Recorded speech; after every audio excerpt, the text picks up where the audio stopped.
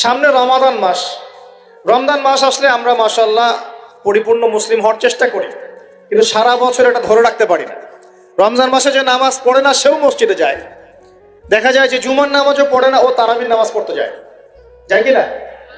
ওই দিন গিয়ে বলে এসি দেন, ইমাম সাহেব এসি অন করেন, তাই না? সারা বছর তো আসে নাই।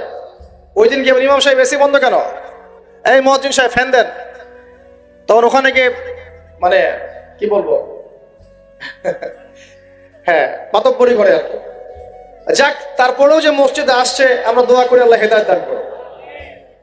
আমরা তো কাউকে পিছনে ফিরাই দিব না, দিব?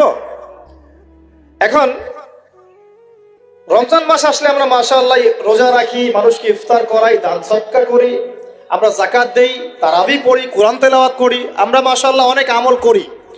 এই আমলগুলো কি একবারে ধাপাস করে ধরে ফেলা সম্ভব না? একটা আস্তে আস্তে ট্রেনিং প্রসেস লাগে। একটা ফ্যান চালু করলে ফ্যানটা কি শুরুতেই ধাপাস করে ঘুরতে শুরু করবে, নাকি আস্তে স্লোলি সে মোমেন্টাম ধরবে? কোনটা? আস্তে আস্তে সে গতি পাবে না, ধীরে ধীরে গতি পাবে। ঠিক শাবান মাসে এত বেশি রোজা রাখা, ইবাদত করার অর্থ কি? যাতে রমজান মাসে আপনি পরিপূর্ণ ইবাদত করতে পারেন। বুঝতে পারছেন কথা? রমজানে গিয়ে তো শুরুতেই সব ইবাদত ধরে ফেলা সম্ভব হবে না। মনে করেন আগামীকাল পহেলা রমজান, আজকে থেকে আপনি সব ইবাদত একসাথে করতে পারবেন? তখন কি আপনি বেগ পেতে হবে। কিন্তু একটা মাস আগে থেকে যদি ট্রেনিং নেন, ইনশাআল্লাহ রমজান মাসে ইজি হয়ে যাবে। এটা একটা কারণ নবী সাল্লাল্লাহু আলাইহি ওয়াসাল্লাম শাবান মাসে বেশি বেশি রোজা রাখতেন, আমল করতেন। আল্লাহ পাক আমাদের সবাইকে শাবান মাসে বেশি বেশি আমল করার তৌফিক দান করুন, যাতে রমজান মাসে গিয়ে আমরা সুবিধা পাই, রমজান মাসের হকটা আদায় করতে পারি। এবার এই মাসে নবী সাল্লাল্লাহু আলাইহি ওয়াসাল্লাম কি বলেছেন একটা হাদিস থেকে আগে বুঝি। এই হাদিসটা সহ অনেক হাদিসে এই একই রকম কথা এসেছে এবং এই হাদিসটা বিশুদ্ধ। এটাকে অস্বীকার করলে হাদিস অস্বীকারী হয়ে যাবে। বাড়াবাড়ি গ্রুপ, ছাড়াছাড়ি গ্রুপ, উভয়ের জন্যই নসিহত। নবী সাল্লাল্লাহু আলাইহি ওয়াসাল্লাম বলেছেন, ইন্নাল্লাহা তাআলা, নিশ্চয় আল্লাহ রাব্বুল আলামিন, লা ইয়াত্তালিউ ফি লাইলাতিন নিসফি মিন শাবান, শাবান মাসের মধ্য রজনীতে আল্লাহ রাব্বুল আলামিন তার রহমতের দৃষ্টি প্রশস্ত করেন। সুবহানাল্লাহ। আল্লাহ পাক শবে বরাত মানে আমরা যেটা বুঝি প্রচলিত অর্থে, লাইলাতুন নিসফি মিন শাবান, শাবান মাসের মধ্য রজনী, যে 15 শাবানের এই যে রজনী, এই রাতে আল্লাহ রাব্বুল আলামিন তার সৃষ্টির দিকে তার রহমতের দৃষ্টিটা প্রশস্ত করে দেখেন, প্রশস্ত করেন। এবং ওয়াগফিরু লিজামিই খালকিহি, আল্লাহ পাক তার সমস্ত সৃষ্টিকে মাফ করে দেন। আল্লাহ পাক কি করেন? তার সমস্ত সৃষ্টিকে কি করেন? মাফ করে দেন। কথাটা ভালো করে বোঝেন। আল্লাহ পাক তার সমস্ত সৃষ্টিকে মাফ করে দেন, ইল্লা, তাদেরকে ব্যতীত। এক, ইল্লা লিমুশরিকিন, এক নাম্বার যে ব্যক্তি মুশরিক, যে শিরক করে আল্লাহর সাথে, যে আল্লাহর সাথে শিরক করে। আর দুই, মুশাহিনে, যে ব্যক্তি অন্তরে মানুষের সাথে বিদ্বেষ পোষণ করে, হিংসা বিদ্বেষ মনে আছে এরকম ব্যক্তি, এবং মনের মধ্যে শিরক আছে, শিরকি আকীদা, মুশরিক, এই দুই শ্রেণীর মানুষ ছাড়া আল্লাহ পাক সমস্ত মানুষকে মাফ করে দেন। তাহলে এই রাতের ফজিলত প্রমাণ হলো কিনা? রাতের ফজিলতটা প্রমাণ হলো কিনা? আচ্ছা, এখন এর ব্যাকআপ আরো অনেকগুলো হাদিস আছে। ওই সবগুলো হাদিসকে একত্রিত করলে এমনই কনক্লুশন আসে। এছাড়াও আরো কিছু দুর্বল হাদিস আছে, এগুলো দুর্বল, সনদগতভাবে অন্যান্যভাবে দুর্বল। ওখানে আরো কিছু পয়েন্ট পাওয়া যায় যে আর কাকে কাকে আল্লাহ পাক মাফ করেন না। সবাইকে তো মাফ করেন, আর কাকে কাকে করেন না। এই হাদিসে দুটো পেয়েছি, এটা একদম অকাট্য। এটা হলো মুশরিক, আল্লাহ পাক মাফ করেন না। দুই, যে অন্তরে হিংসা বিদ্বেষ পোষণ করে, হিংসা বিদ্বেষ আছে, এদেরকে আল্লাহ মাফ করেন না। আরো কিছু দুর্বল বর্ণনা থেকে পাওয়া যায়, এটা দুর্বল বর্ণনা, কিন্তু জেনে রাখতে তো সমস্যা নাই। সমস্যা আছে? আর পাপ তো পাপী, দুর্বল হাদিসে আসুক আর কঠিন হাদিসে আসুক, পাপ তো পাপী, নাকি? পাপ ছাড়তে কোনো সমস্যা আছে? তো তৃতীয় এক শ্রেণীর নাম পাওয়া যায়, যারা হচ্ছে আত্মহননকারী, নিজেরা নিজেদেরকে আত্মহত্যা করেছে, এদেরকে আল্লাহ মাফ করে। আত্মহনন বোঝেন কিনা? আত্মহত্যা যারা করে, আত্মহনন, এটা একটা শ্রেণী পাওয়া যায়। 4 নম্বর একটা পাওয়া যায় আত্মীয়তার সম্পর্ক ছিন্নকারী, আত্মীয়তার সম্পর্ক ছিন্নকারী। 5 নম্বর একটা পাওয়া যায়, সেটা হলো মাদক দ্রব্য সেবনকারী। মাদক দ্রব্য সেবনকারী, যুবকরা খুব ভালো করে শোনায়। মাদকদ্রব্য সেবনকারী, আল্লাহ সবাইকে মাফ করেন, মাফ করছেন না। আরেকটা পাওয়া যায়, সেটা হলো যারা জেনার পাপে লিপ্ত আছে। কিসের পাপে ভাই? জেনার পাপ। এরকম আর কিছু ব্যাকআপ পাওয়া যায়, কিন্তু এগুলোর বর্ণনা দুর্বল। বর্ণনা কি? দুর্বল। কিন্তু পাপ তো পাপই নাকি? এই পাপগুলো তো পাপ। এই পাপগুলো করলে কি আল্লাহ খুশি হন? অকাট্য সহি থেকে পাওয়া যায় এই দুইটা, মুশরিক এবং মুশাহিদ। যারা শিরক করে, অন্তরে বিদ্বেষ পোষণ করে, আল্লাহ পাক এদেরকে মাফ করেন। এখন আগে জানি শিরক থেকে কিভাবে বাঁচবো, শিরক কি এবং কেন, তারপরে জানবো হিংসা বিদ্বেষ, তারপরে আমরা যাব এই রাত্রে আমরা কি করতে পারি। মনে রাখবেন, আমল করতে হবে তিনটা বিষয় খেয়াল রেখে। কয়টা বিষয় ভাই? আমল করতে হবে তিনটা বিষয় খেয়াল রেখে। এক, আমল করতে হবে একমাত্র আল্লাহ পাকের সন্তুষ্টির জন্য। এক নম্বর কি বলেন? এক আল্লাহর সন্তুষ্টির জন্য, কারো সন্তুষ্টির জন্য না, কারো জন্য না, শুধু কার জন্য? দলিল হচ্ছে ইন্নাস সালাতি ওয়া নুসুকি ওয়া মাহইয়ায়া ওয়া মামাতি লিল্লাহি রাব্বিল আলামিন ফাসাল্লি লিরাব্বিকা ওয়ানহার। দুই, আমল হতে হবে একমাত্র নবী সাল্লাল্লাহু আলাইহি ওয়াসাল্লামের সুন্নাত মোতাবেক। কার সুন্নাত মোতাবেক? নবী এবং সাহাবীদের সুন্নতের সাথে মেলে না, সেই আমল করা যাবে না। নবী এবং সাহাবীদের সুন্নতের সাথে মেলে না, সেই আমল করা যাবে না। তিন নাম্বার, আমলটা যত সুন্দরী মনে হোক, আমলটা যত সুন্দরী মনে হোক আর যত মানুষই করুক, যত মজাদার মনে হোক না কেন, নবী করেন নাই, সাহাবীদের থেকে প্রমাণ নাই, আমল করব না। করলে বেদাত হয়ে যাবে। কি হবে? বেদাত হয়ে যাবে। আর তিন নাম্বার হচ্ছে, আমলগুলো করার আগে অবশ্যই আপনার রিজিকটাকে হালাল করতে হবে। কি করতে হবে ভাই? ব্যাস এই তিনটা শর্ত পূরণ করে আমল করলে ইনশাআল্লাহ তাআলা আমরা জান্নাতে যাবো। ইনশাআল্লাহ আমরা আশাবাদী, আল্লাহ পাক আমাদেরকে জান্নাত দিবেন ইনশাআল্লাহ। আল্লাহ পাক এক রাতে রহম করে সমস্ত মাখলুক সৃষ্টিকে মাফ করে দিচ্ছেন, শুধু শিরক এবং হিংসা বিদ্বেষ পোষণকারীকে মাফ করছেন না। বুঝতে হবে এই পাপ দুটো কত কঠিন। এবার আসেন, প্রথমে একটু শিরক নিয়ে কথা বলি, তারপরে মুশাহিন নিয়ে কথা বলি। ধৈর্য ধরবেন তো নাকি? দেরি হচ্ছে? সবর করেন। এখন প্রথমে জানি শিরক কি এবং কেন। শিরক হচ্ছে এমন একটা পাপ, যেই পাপ আমল নামায় থাকলে পরে বিনা তওবায় যদি সেই ব্যক্তি মারা যায়, আল্লাহ পাক তাকে মাফ করবেন না। ভালো করে শোনেন, শিরক এমন একটা পাপ, যে পাপ যদি আমল নামায় থেকে যায়, বিনা তওবায় সে মারা যায়, শিরকের পাপ নিয়ে আল্লাহর সামনে দাঁড়ায়, আল্লাহ তাকে মাফ করবেন। দলিল সূরা নিসা, আল্লাহ পাক বলছেন ইন্নাল্লাহা লা ইয়াগফিরু আন ইউশরাকা বিহি ওয়া ইয়াগফিরু মা দুনা যালিকা লিমান ইয়াশা। আল্লাহ পাক তার সাথে শিরকের গুনাহ মাফ করবেন না, এছাড়া যে কোনো গুনাহ যাকে ইচ্ছা মাফ করবেন। বুঝাচ্ছি, মনে করেন একজন ব্যক্তি জিনা করেছে, কথার কথা নাউযুবিল্লাহ, একজন ব্যক্তি জিনা করেছে বা মিথ্যা কথা বলেছে বা ধরেন মদ খেয়েছে ইত্যাদি। এখন সে তওবা করলে তো মাফ পেতই, তওবা করলে মাফ হতো না? তওবা করলে মাফ তো পেতই। মনে করেন তওবা না করেই মারা গেছে, আল্লাহ পাক চাইলে কিয়ামতের মাঠে এই পাপও বিনা তওবাতেই মাফ করতে পারে।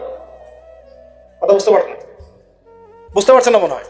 মনে করেন একজন ব্যক্তি মদ খেয়েছে, জিনা করেছে ইত্যাদি, সে তওবা করার ফুরসত পায় নাই, বিনা তওবায় মারা গেছে। আল্লাহ পাক চাইলে কিয়ামতের মাঠে তওবা না করা সত্ত্বেও আল্লাহ পাক তাকে মাফ করতে পারে।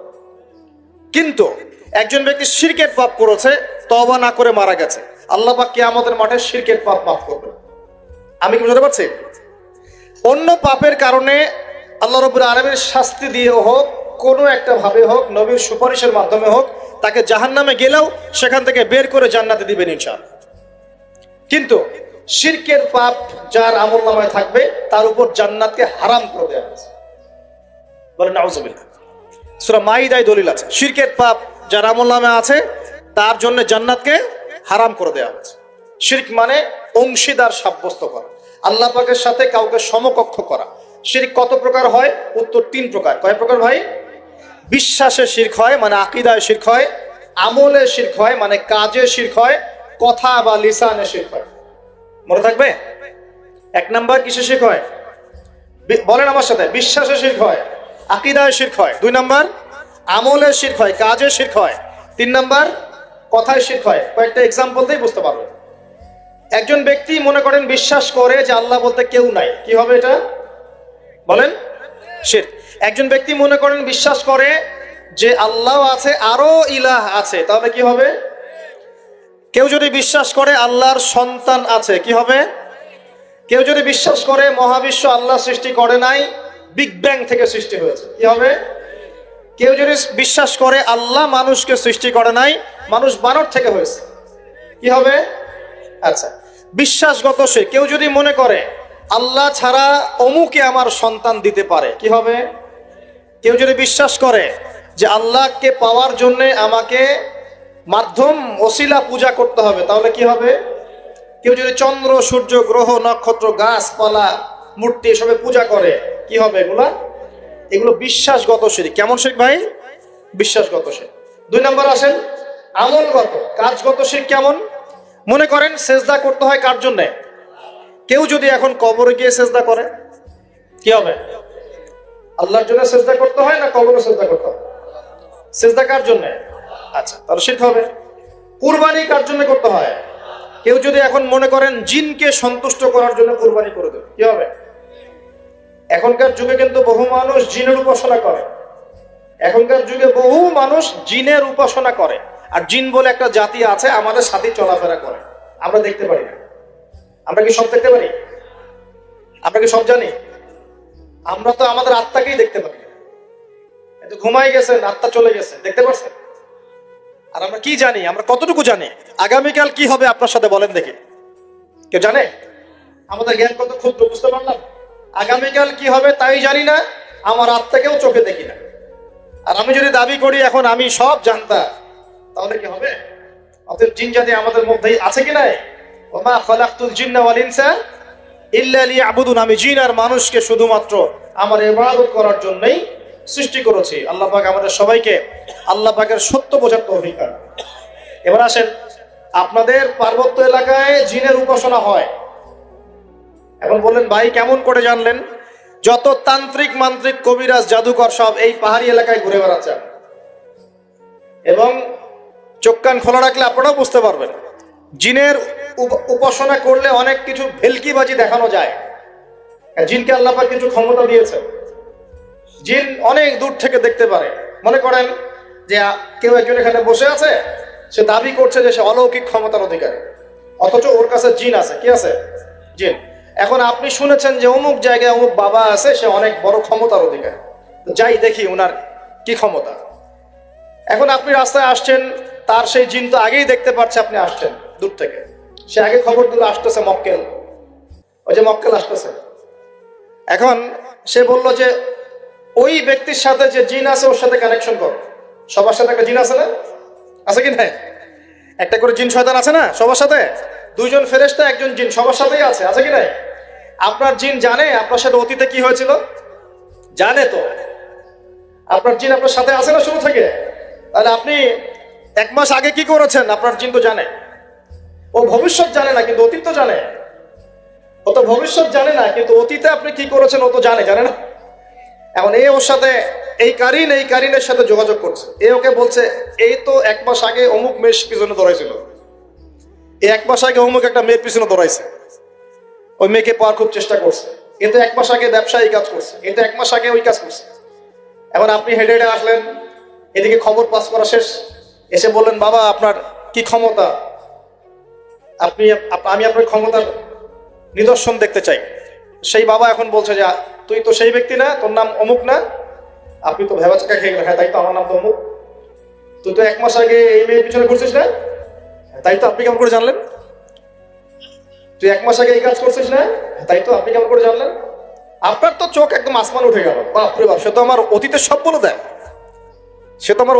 বলে দেয়, তুই অমুক জায়গায় এটা পাপটা করছিস না, তুই এই জায়গায় ওটা লুকায় রাখছিস না, ব্যাস আপনার মাথা খারাপ।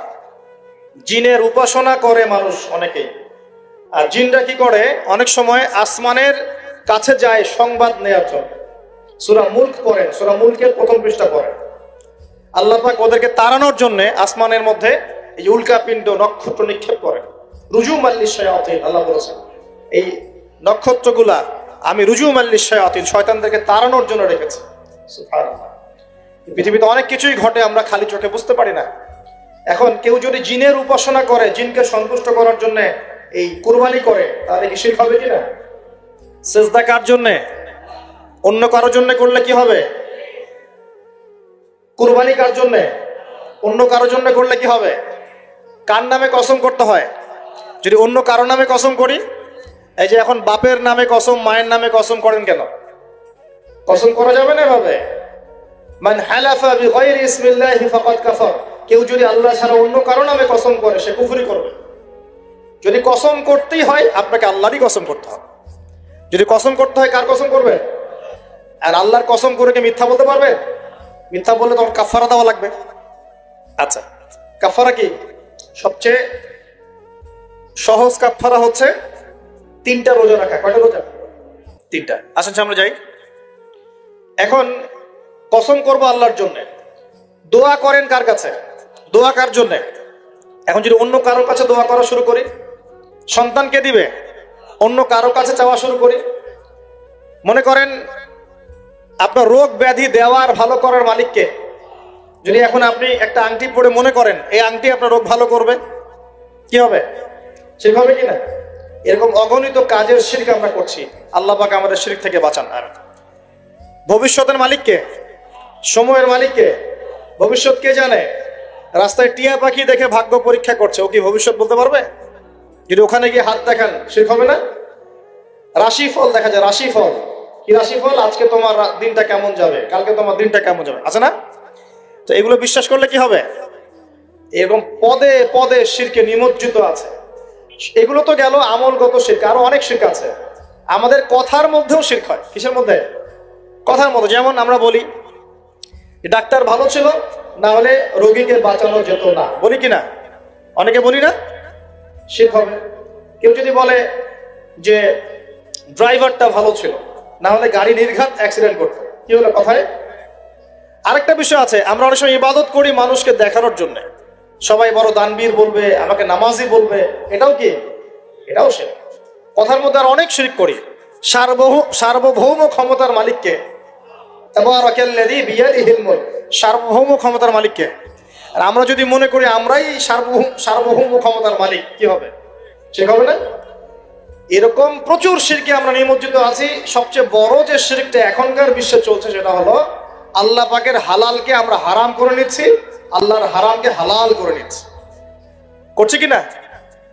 বুঝতে পারছেন না মনে হয়। মাদক দ্রব্য কি হালাল না হারাম? আমরা অনেক সময় হালাল করে নিয়েছি, নেই নাই? জেনা হারাম না হালাল? আমরা এখন জেনাকে প্রমোট করছি, উস্কে দিচ্ছি। সমকামিতা হালাল না হারাম? এই সমকামিতার ব্যাধি ছড়িয়ে পড়েছে এখন সমাজের রন্ধ্রে রন্ধ্রে, পড়েছে না? এদেরকে আল্লাহ পাক এমন শাস্তি দিবেন যে শাস্তি আল্লাহ পাক কুল কায়নাতে কাউকে দেন নাই। কেমন শাস্তি দিবেন? কওমে লূতকে আল্লাহ রাব্বুল আলামিন মাটি থেকে উপরে উঠিয়ে আকাশ থেকে পাথর বর্ষণ করে থেতলে দিয়ে আবার মাটিতে দাফন করে দিয়েছে কওমে লূতকে। আল্লাহু আকবার। এই শাস্তি অপেক্ষা করছে এদের জন্য। সুদ হালাল না হারাম? আমরা কি এটাকে জায়েজ করে দিচ্ছি কিনা, খাচ্ছি কিনা? এই বিশ্বের সবচেয়ে বড় একটা সমস্যা চলছে, আল্লাহ পাকের হারামকে আমরা হালাল করছি, হালালকে হারাম করি, এটাও শিরক। এখন আল্লাহ পাক যে বলছেন সবাইকে মাফ করে দিবেন, আল্লাহ পাক শিরক যে করে তাকে মাফ করবেন না। এখন বলেন কত % মানুষ মাফ পাবে? এই পাপগুলো কত মানুষ করছে? সবাই করছে না? মোটামুটি সবাই মোটামুটি শিরক করছে। আমরা আল্লাহ পাক আমরা সবাইকে শিরকের পাপ থেকে বাঁচিয়ে রাখুন। এর পাশে একটা শিরক আছে রিয়া বা গোপন শিরক, লোক দেখানো আমল, এটাও গোপন শিরক। আর এক শ্রেণী। আচ্ছা, এখানে একটা কথা বলে রাখি, এই শিরকগুলো থেকে বেঁচে থাকলে কি হবে?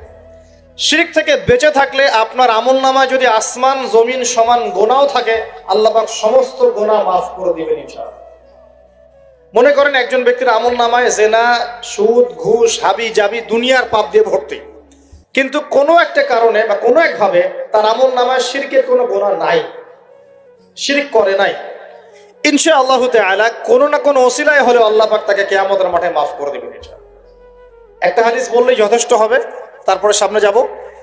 রাসূল সাল্লাল্লাহু আলাইহি ওয়াসাল্লামকে আল্লাহ পাক মেরাজের রাতে ওয়াদা করেছেন। কোন রাতে ভাই? মেরাজের রাতে ওয়াদা করেছেন যে হে মুহাম্মদ সাল্লাল্লাহু আলাইহি ওয়াসাল্লাম, তোমার উম্মতের মধ্যে যে কোনো ব্যক্তি যত বড়ই পাপ করুক না কেন, আসমান জমিনের সমানও যদি পাপ করে আমার সামনে দাঁড়ায়, কিন্তু তার আমল নামায় শিরকের পাপ নাই, আমি আল্লাহ তার সামনে আসমান জমিন সমান ক্ষমা নিয়ে হাজির হব ইনশাআল্লাহ, মানে সে মাফ পেয়ে যাবে ইনশাআল্লাহ। অতএব শিরক মুক্ত আমল করতে পারলে ইনশাআল্লাহ এই নিসফু মিনা শাবান, লাইলাতুন নিসফি মিনা শাবান, এই শবে বরাত যেটা আপনারা বলছেন, এই রাতে আল্লাহ পাকের ক্ষমা আমরা পেয়ে যাব ইনশাআল্লাহ। শিরক মুক্ত আমল করতে পারলেই ক্ষমা হবে ইনশাআল্লাহ। আল্লাহ পাক আমাদের সবাইকে শিরক থেকে বেঁচে থাকার তৌফিক দান করুন। এই শিরক সম্পর্কে বিস্তারিত জানার জন্য শিরক কি ও কেন, কিতাবুত তাওহীদ, তারপরে কোরআন সুন্নাহর আলোকে ইসলামী আকীদা, এই বইগুলো পড়াশোনা করেন, ইনশাআল্লাহ জানতে পারবেন। আর এক শ্রেণী মানুষকে আল্লাহ পাক মাফ করবেন না। এরা কারা? মুশাহিন। মুশাহিন মানে কি? যারা একে অপরের সাথে হিংসা বিদ্বেষ পোষণ করে। এখন বলেন দেখি, হিংসা বিদ্বেষ পোষণ করেন এমন মানুষ আছে এখন? বলেন দেখি। রাজনৈতিক অঙ্গনে একজন আরেকজনের সাথে হিংসা করছে কিনা? সামাজিক নেতৃত্ব নিয়ে একজন আরেকজনের সাথে হিংসা করছে কিনা? পরিবারের মধ্যেও একজন আরেকজনের সাথে হিংসা করছে কিনা? ভাই ভাই একজন আরেকজনের সাথে হিংসা করছে কিনা? আলেম একজন আরেকজনের সাথে হিংসা করছে কিনা? করছে না? বক্তা একজন আরেকজনের সাথে হিংসা করে কিনা?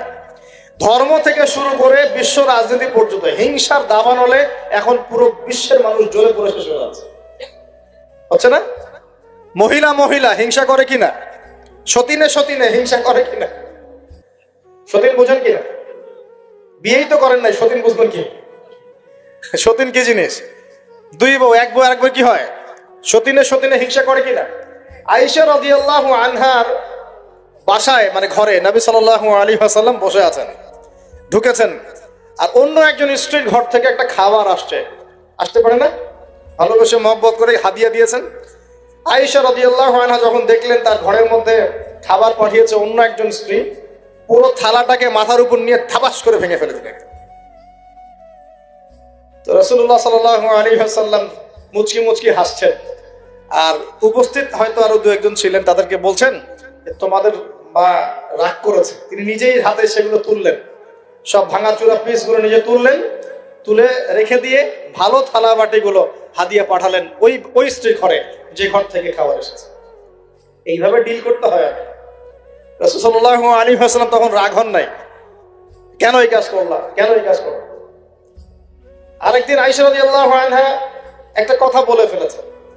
নবী সাল্লাল্লাহু আলাইহি ওয়াসাল্লাম তার কোন এক স্ত্রীর কাছ থেকে এসেছেন।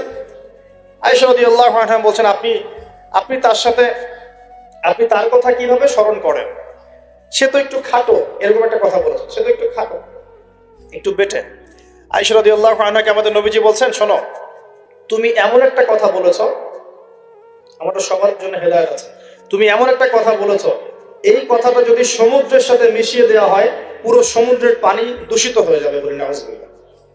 এই যে এতটুকু কথা, যে সে তো একটু খাটো ইয়া রাসূলুল্লাহ, এই যে এতটুকু কথা খালি, এই যে অত কালো, অত অমুক, অত তমুক, অত গরিব, অত কৃষক, অত ছোট লোক, অত এই যে রিক্সাওয়ালা, আমরা কথা বলি না এগুলো? আমাদের এগুলো কথা আছে না সমাজে? এগুলো বলার সাথে সাথেই এটা এমন পাপ হয়ে যায়, সাগরের মধ্যে এই পাপ মিশিয়ে দিলে সাগরের পানি নষ্ট হয়ে যাবে। নাউজুবিল্লাহ। এরকম হিংসা বিদ্বেষ মনে থাকলে তাজকিয়া পাওয়া যায় না। তাজকিয়া মানে আত্মশুদ্ধি। তো এখানে এটা স্বভাব সুলভ, মানুষের মধ্যে এসে যায়, আসে কিনা? আসে না?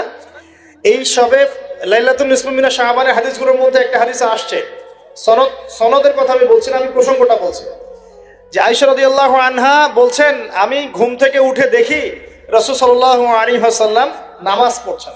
কি পড়ছেন? নামাজ, তার ঘরে নামাজ পড়ছেন।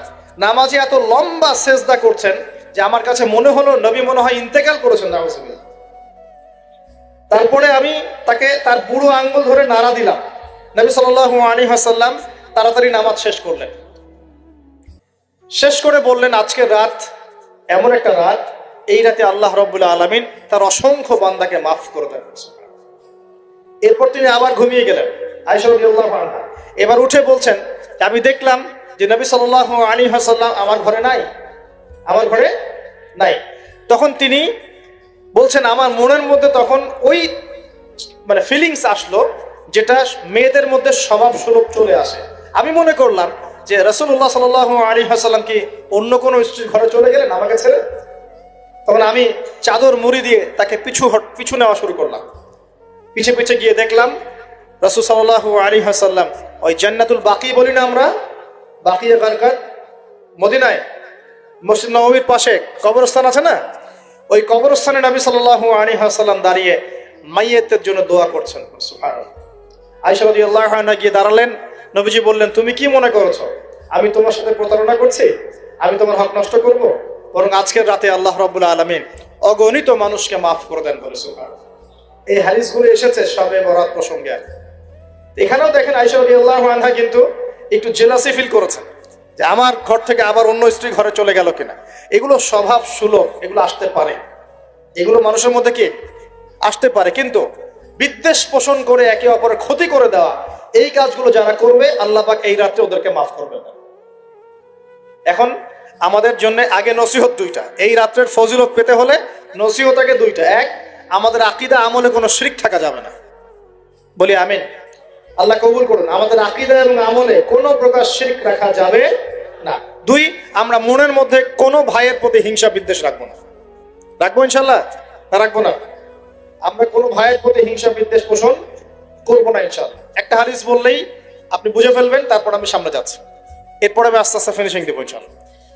আল্লাহর রাসূল বলেছেন সাল্লাল্লাহু আলাইহি ওয়াসাল্লাম, তিনি বলেছেন যে তোমরা ততক্ষণ পর্যন্ত জান্নাতে যেতে পারবে না, ভালো করে শোনেন, তোমরা ততক্ষণ পর্যন্ত জান্নাতে যেতে পারবে না যতক্ষণ তোমরা প্রকৃত মুমিন না হচ্ছ, প্রকৃত মুমিন না হচ্ছ।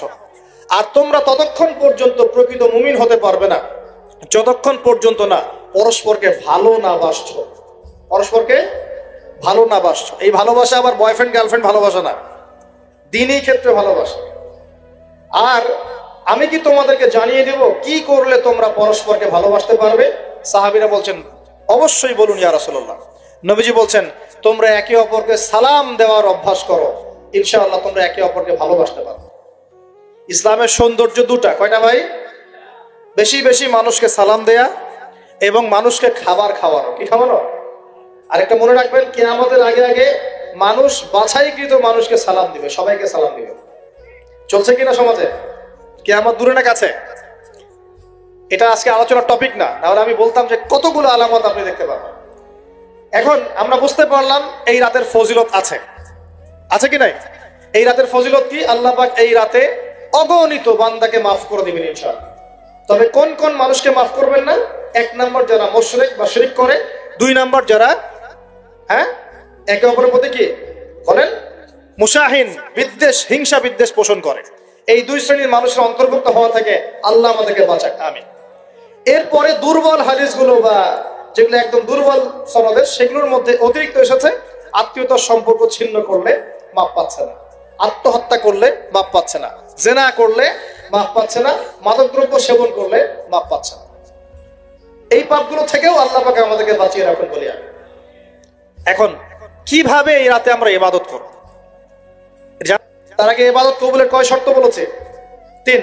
আল্লাহর সন্তুষ্টির জন্য হতে হবে, নবীর সুন্নাহ মাফিক হতে হবে, এবং 3 নম্বর হচ্ছে হালাল রিজিক থাকতে হবে, হারাম খেয়ে ইবাদত করা যাবে না। এখন আসেন, কোন হাদিসের মধ্যে স্পেসিফিকলি বলা নাই যে এই রাতে এই এই এই এই ইবাদত করতে হবে, কোন হাদিসের মধ্যে পাওয়া যায় না।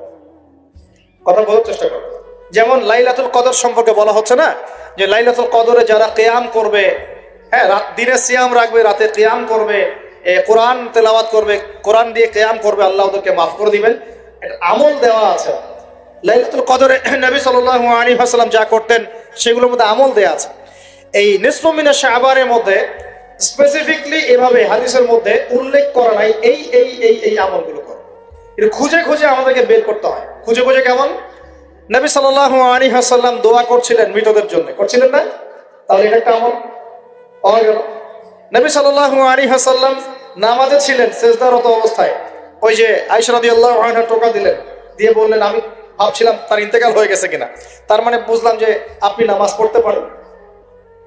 এরপরে আল্লাহ পাকের কাছে ক্ষমা চাইতে পারেন, কারণ এই মাসে আল্লাহ পাক আপনাকে এই রাতে আল্লাহ আপনাকে ক্ষমা করবেন, এই রাতে আল্লাহ ক্ষমা করবেন।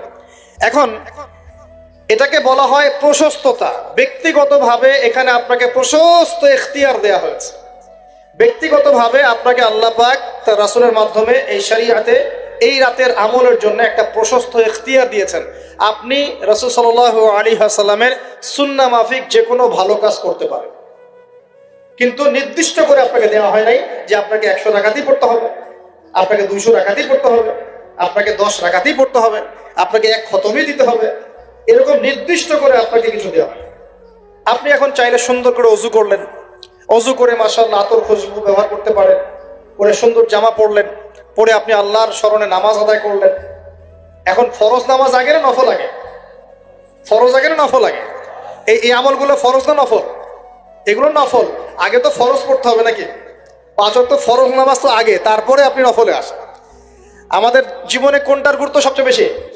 ফরজ ঠিক না থাকলে নফল দিয়ে কাজ হবে? তো ফরজ ঠিক করার পরে আপনি এখন অতিরিক্ত আমল করার চেষ্টা করছেন। সুন্দর কাপড় চোপড় পরেছেন, আপনি মাশাআল্লাহ পাক পবিত্র হয়েছেন, আতর খুশবু ব্যবহার করেছেন, আপনি নীরবে নিভৃতে আল্লাহকে ডাকছেন নামাজের মধ্য দিয়ে, লম্বা করে সুন্দর করে নামাজ পড়ছেন, আপনি একটু কোরআন তেলাওয়াত করছেন, আলহামদুলিল্লাহ। আপনি এই রাতে মৃতদের জন্য দোয়া করলেন, নিজের জন্য দোয়া করলেন, পরিবারের জন্য দোয়া করলেন, আপনি তাসবিহ তাহলিল করলেন, যদি আপনাকে আল্লাহ সামর্থ্য দেন আপনি কিছু দান সাদাকা করেছেন, আপনি বিভিন্ন রকম ভালো কাজে আপনি নিজেকে মানে এঙ্গেজ রাখতে পারেন, নিজেকে বিভিন্ন ভালো কাজে আপনি নিজেকে সম্পৃক্ত রাখতে পারেন। এভাবে আপনি রাতটাকে একটা উৎসাহে পার করতে পারেন।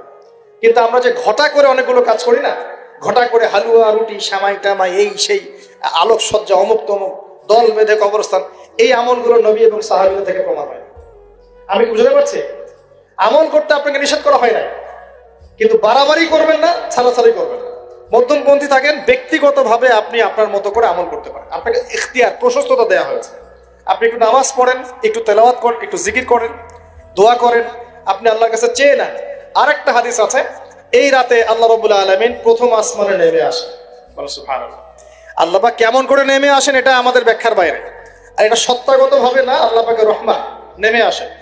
আল্লাহ পাক আহ্বান করতে থাকেন, কে আছে আমার কাছে কিছু চাইবে আমি তাকে দিব, কে আছো আমার কাছে ক্ষমা চাইবে আমি মাফ করে দিব, কে আছো আমাকে ডাকবে আমি তার ডাকে সাড়া দিব। সুবহানাল্লাহ। আল্লাহ পাক এই পুরো রাত বলতে থাকেন। আরেকটা কথা মনে রাখবেন, এভাবে কিন্তু আল্লাহ পাক প্রত্যেক রাতেই বলতে থাকেন, শুধু এই একটা রাতেই নয়, প্রত্যেক রাতেই আল্লাহ পাক বলতে থাকেন। কিন্তু এই রাতে স্পেশালি আল্লাহ পাক অগণিত মানুষকে মাফ করে দিবেন ইনশাআল্লাহ। তা আমরা আল্লাহর কাছে দোয়া করি আল্লাহ পাক আমাদের সবাইকে যেন সুস্থতার সাথে শাবান মাসে বেশি বেশি রোজা রাখার তৌফিক দান করেন, এবং যে আমলগুলো সুন্নাহ সম্মত, এই সুন্নাহ সম্মত আমলগুলো আল্লাহ আমাদের করার তৌফিক দান করেন। বাড়াবাড়ি পর্যায়ে চলে যাবেন না, একবার ছাড়াছাড়ি পর্যায়ে চলে যাবেন না, মধ্যমপন্থী থাকেন। রাতের ফজিলতটাকে আল্লাহর কাছে চেয়ে নেন, এবং আল্লাহর কাছে মাফ পাওয়ার জন্য যে পাপগুলোকে ছাড়তে হবে, যেমন শিরক, হিংসা বিদ্বেষ ইত্যাদি ইত্যাদি, এই পাপগুলোকে ছেড়ে দিয়ে আল্লাহর কাছে নিজেকে প্রমাণ করার চেষ্টা করি। আল্লাহ পাক আমাদের সবাইকে তৌফিক দান করুন বলি আমিন। যে লাইলাতুন নিসফু মিনাশ শাবান, শাবান মাসের মধ্য রজনী, আল্লাহ পাকের রহমত। একদল অতিরিক্ত বাড়াবাড়ি, একটা অতিরিক্ত ছাড়াছাড়ি, বাড়াবাড়ি আর ছাড়াছাড়ি, একটা অতিরিক্ত বাড়াবাড়ি, সে একদম শবে বরাতকে মনে হয় লাইলাতুল কদরের উপরে নিয়ে যাচ্ছে আর কি। লাইলাতুন নিসফু মিনাশ শাবানকে কোন কোন ক্ষেত্রে বাড়াবাড়ি পন্থীরা একদম লাইলাতুল কদরের উপরে নিয়ে চলে যাচ্ছে। আর ছাড়াছাড়ি যারা, তারা বলছে এই রাত্রে কোনো কিছুই করা যাবে না। দুইটাই চরমপন্থী, বুঝতে পারছেন না মনে হয় কথা। একদল এটাকে নিয়ে এত বেশি বাড়াবাড়ি করছে যে এটাকে একদম লাইলাতুল কদরের উপরে নিয়ে চলে যাচ্ছে, আরেক দল দেখা যাচ্ছে এটাকে এমন ভাবে পরিত্যাগ করছে এই যে কিছুই করা যাবে না, কোনো ফজিলতি নাই। এখন আসলে মধ্যমপন্থা কি, মাঝখানে আমরা কি করবো তাহলে জানার দরকার আছে কি নাই? অনেক হাদিসের অনেক আলোচনা, প্রায় 40-50 পৃষ্ঠার বই, সব আলোচনা তো মাহফিলে করা সম্ভব না। আমি সারমর্মটুকু বলি। সারমর্ম কি? হাদিসের শবে বরাত নামে কোনো শব্দ নাই, এক নাম্বার কথা। কি নাই ভাই? শবে বরাত নামে কোনো শব্দ নাই, আছে লাইলাতুন নিসফু মিনাশ শাবান, শাবান মাসের মধ্য রজনী। শাবান মাসের মধ্য রজনী। শাবান মাস কি? উত্তর, নবী সাল্লাল্লাহু আলাইহি ওয়াসাল্লাম রমজান মাসের পর যে মাসে রোজা রাখতে বেশি গুরুত্ব দিয়েছেন তার নাম শাবান। আমার সাথে বলেন, শাবান মাস কি? নবী সাল্লাল্লাহু আলাইহি ওয়াসাল্লাম রমজানের পরে যে মাসে রোজা রাখতে খুব বেশি গুরুত্ব দিয়েছেন তার নাম শাবান। আয়েশা রাদিয়াল্লাহু আনহা তিনি বলতেন, যে শাবান মাস আসলে নবী সাল্লাল্লাহু আলাইহি ওয়াসাল্লাম এত বেশি বেশি রোজা রাখতেন যে মনে হতো তিনি রোজা ছাড়বেনই না, সারা মাস রেখে ফেলবেন। বেশি থেকে বেশি রোজা রাখতেন শাবান মাসে। প্রশ্ন হচ্ছে কেন? উত্তর, এমনিতে এই মাসটা বরকতময় এবং এই মাসে আল্লাহ পাক তার রহমতে বিপুল সংখ্যক মানুষকে জাহান্নাম থেকে মুক্তি দান করেন। সুবহানাল্লাহ। নবী সাল্লাল্লাহু আলাইহি ওয়াসাল্লাম এই মাসকে তাজিম করতেন। এই মাসের সম্মানার্থে, এই মাসে আল্লাহর রহমত বরকতের স্বার্থে নবী করিম সাল্লাল্লাহু আলাইহি ওয়াসাল্লাম এই মাসে বেশি বেশি রোজা রেখেছেন। সুন্নত কি শিখলাম? শাবান মাসে বেশি বেশি রোজা রাখা সুন্নত। একটা কি পেলাম ভাই? শাবান মাসে বেশি বেশি রোজা রাখা সুন্নত। আপনি যদি মুকিম হন, শরীর সুস্থ থাকে, মুসাফির না, আপনার সুস্থতা আছে, সব ঠিক আছে, আপনি চেষ্টা করবেন এই মাসে বেশি বেশি রোজা রাখার। পারা যাবে ইনশাআল্লাহ? এটা নবীর সুন্নত হবে। আরেকটা হাদিস মাথায় নিয়ে না, আজকে সারা ওয়াজ ভুলে গেলে এই ওয়াজটা ভুলেন না। কি হাদিস? নবীজি বলছেন, তোমাদের সামনে, হে আমার সাহাবীরা, তোমাদের সামনে এমন একটা যুগ আসছে, ওই যুগে আমার সুন্নতকে ধরে রাখাটা হাতের মধ্যে আগুন ধরে রাখার মতো হবে। আমি অনেকদিন এই লেকচারে এই হাদিসটা বলেছি। তোমাদের সামনে এমন একটা কঠিন যুগ আসছে, জামানা সবরিন, সবরের যুগ, কঠিন যুগ। ওই যুগে ঈমান ধরে রাখা, মানে আমার সুন্নতের উপর থাকা, হাতে আগুন ধরে রাখার মতো হবে। ওই যুগে যদি তোমরা আমার একটা সুন্নতকে জীবিত করতে পারো, সমাজে একটা সুন্নত মরে গেছে, ওটাকে আবার জীবিত করতে পারো, তাহলে 50 জন শহীদ সাহাবীর নেকি পাবে। হাদিসটা বুঝলেন? শুধু নেকি না, আপনি 50 জন শহীদ সাহাবীর নেকি পাবেন যখন চলমান সমাজে একটা সুন্নত মিটে গেছে, নাই, মানুষ আমল করছে না, কিন্তু আপনি সেটাকে জীবিত করলেন। পারা যাবে ইনশাআল্লাহ? একটা দেখাচ্ছি, যেমন সাহাবীদের যুগে মানুষ মসজিদে ঢুকলে কি করতো জানেন? আগে 2 রাকাত নামাজ পড়তো। কি করতো? মসজিদে ঢুকেই, ওযু অবস্থায় মসজিদে ঢুকেই তারা বসতেন না, আগে 2 রাকাত নামাজ পড়তেন, দুখুলুল মসজিদ বা তাহিয়াতুল মসজিদ, তারপরে বসতেন। আর নবীজি বলেছেন, কিয়ামতের আগে আগে এই দুখুলুল মসজিদ, তাহিয়াতুল মসজিদ, এই নামাজটা উঠে যাবে। উঠে যাচ্ছে না আস্তে আস্তে। মসজিদে ঢুকলে মানুষ ধাপ করে বসে পড়ে, তাই না? মানুষ ভুলেই গেছে এটা সুন্নত। এখন আপনি যদি এই সুন্নতটাকে আবার জীবিত করতে পারেন, ইনশাআল্লাহ 50 জন শহীদ সাহাবীর নেকি পাবেন। সমাজে এখন দাড়ি শেভ করা ফ্যাশন হয়ে গেছে, বুঝছেন না? অনেকে শেভ না করলে চাকরি দেয় না। শেভ না করলে কি হয় না? চাকরি পাওয়া যায় না। স্কুলে তো না, কলেজে গিয়ে পড়তে গেলে ক্লাস করতে দেয় না। দাঁড়িয়ে আছে, যাও শেভ করে আসো, তাই বলে। এখন সমাজ চলছে উল্টা। এখন যদি আপনি নবীর সুন্নতকে আবার জীবিত করতে পারেন, 50 জন শহীদ সাহাবীর নেকি পাবেন। রাতে ঘুমানোর সময় একটা সুন্নত আছে, 33 বার সুবহানাল্লাহ, 33 বার আলহামদুলিল্লাহ, 34 বার কি আল্লাহু আকবার। বহু মানুষই পড়ে না। আপনি যদি পড়তে পারেন, ইনশাআল্লাহ আল্লাহ পাক আপনাকে নেকি দিবেন। সমাজে বহু মানুষ চুল একদম এখন মেসি রোনাল্ডো কাট, তাই না? মেসি কাট আর রোনাল্ডো কাট। আর আমি সিলেট অঞ্চলে দেখে আসছি একদম লন্ডন কাট, 2 পাশ ছিলে, মাঝখানে চুল। লন্ডন থেকে শিখে আসছে। এখন চুলেরও কিন্তু সুন্নত আছে, আছে কি নাই? দাড়ির যেমন সুন্নত আছে, চুলের সুন্নত নাই। একদম সামন পিছন সমান করতে পারেন, অথবা যদি চুল নাই থাকে তাহলে চুল মাথা মুন্ডন করেও রাখতে পারেন। অনেক সাহাবীর মাথা মুন্ডিত ছিল। আবার অথবা কানের লতি পর্যন্ত বা কাঁধ বাবড়ি রাখতে পারেন। এটা চুলের সুন্নত হলো কিনা? এখন সমাজের সব মানুষ এই সুন্নতটাকে ভুলে গেছে। আপনি সুন্নত মনে করে রেখেছেন, ইনশাআল্লাহ আপনি নেকি পাবেন ইনশাআল্লাহ। এরকম অগণিত সুন্নত আছে, অগণিত, যেগুলো আমাদের সমাজ থেকে আস্তে আস্তে উঠে যাচ্ছে।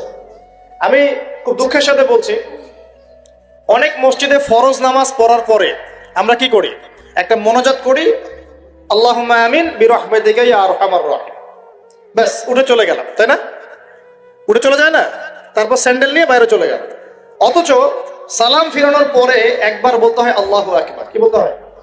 3 বার বলতে হয় আস্তাগফিরুল্লাহ, আস্তাগফিরুল্লাহ, আস্তাগফিরুল্লাহ। বলতে হয় আল্লাহুম্মা আনতাস সালাম ওয়া মিনকাস সালাম তাবারাকতা ইয়া যাল জালালি ওয়াল ইকরাম। একবার পড়তে হয় আয়াতুল কুরসি, 33 বার সুবহানাল্লাহ, 33 বার আলহামদুলিল্লাহ, 33 বার আল্লাহু আকবার, তারপর কালিমা শাহাদাত। এরপর সূরা ফালাক একবার, সূরা নাস একবার, ইখলাস একবার। আরো দোয়া, অনেক দোয়া আছে। আল্লাহুম্মা লা মানিআ লিমা আ'তাইত ওয়া লা মু'তিয়া লিমা মানা'ত ওয়া লা ইয়ানফা'ু যাল জাদ্দি মিনকাল জাদ। পড়তে হয় আল্লাহুম্মা ইন্নী আউযু বিকা মিনাল হাম্মি ওয়াল হাযান ওয়াল আজজি ওয়াল কাসালি ওয়াল বুখলি ওয়াল জুবন ওয়া দালা'id দাইন ওয়া গালাবাতির রিজাল। পড়তে হয় আল্লাহুম্মা আ'ইন্নী আলা যিকরিকা ওয়া শুকরিকা ওয়া হুসনি ইবাদাতিক। আরো অনেক দোয়া আছে। দেখেন তো, মোনাজাত করেন, আমি তো না করছি না, আমি তর্ক করতে আসি না এখানে, এটা নিয়ে আমি ঝগড়া করতে আসি, কিন্তু এই সুন্নতটা যে উঠে গেল, মোনাজাতটা করে যে মসজিদ থেকে বের হয়ে চলে গেলেন, এই সুন্নতটার উপর আমল কে করবে? সুন্নত উঠে গেল না? আপনি যদি বসে এখন সুন্নতটা প্রতিষ্ঠা করেন, কি পাবেন ইনশাআল্লাহ? এগুলো তো গেল আমলিয়াত। সমাজ চলছে সুদের উপরে, আপনি যদি হালাল অর্থনীতি প্রবর্তন করতে পারেন তাহলে কত নাকি পাবেন? সমাজ চলছে জেনায়, আপনি এখন পর্দা প্রতিষ্ঠা করলেন তাহলে কত নাকি পাবেন? সমাজে চলছে দুর্নীতি, আপনি এখন আমানতদারিতা ইনসাফ প্রতিষ্ঠা করলেন, কত নাকি পাবেন? সমাজে চলছে শয়তানি, সব শয়তানি, কি চলছে? শয়তানি। এখন আপনি আল্লাহ রাব্বুল আলামিনের ওহী প্রতিষ্ঠা করলেন, কত নাকি পাবেন? নিঃসন্দেহে আর অনেক বেশি নাকি পাবেন। আল্লাহ পাক আমাদেরকে সেই লক্ষ্যে কাজ করার তৌফিক দান করুন। প্রিয় ভাইরা, যে কথা বলতে এখানে আসলাম, এক বাড়াবাড়ি এক কি ছাড়াছাড়ি, এর মাঝখানে কি একটা ফজিলত জানলাম। শাবান মাস মানেই এই মাসে নবীজি বেশি বেশি রোজা রাখতেন। তাহলে আমরা কি করবো এই মাসে ভাই? এক নম্বর কাজ, বেশি বেশি রোজা রাখার চেষ্টা করবো ইনশাআল্লাহ। আল্লাহ তৌফিক দান করবেন। এবার আরেকটা পয়েন্ট বলি, সামনে রমাদান মাস।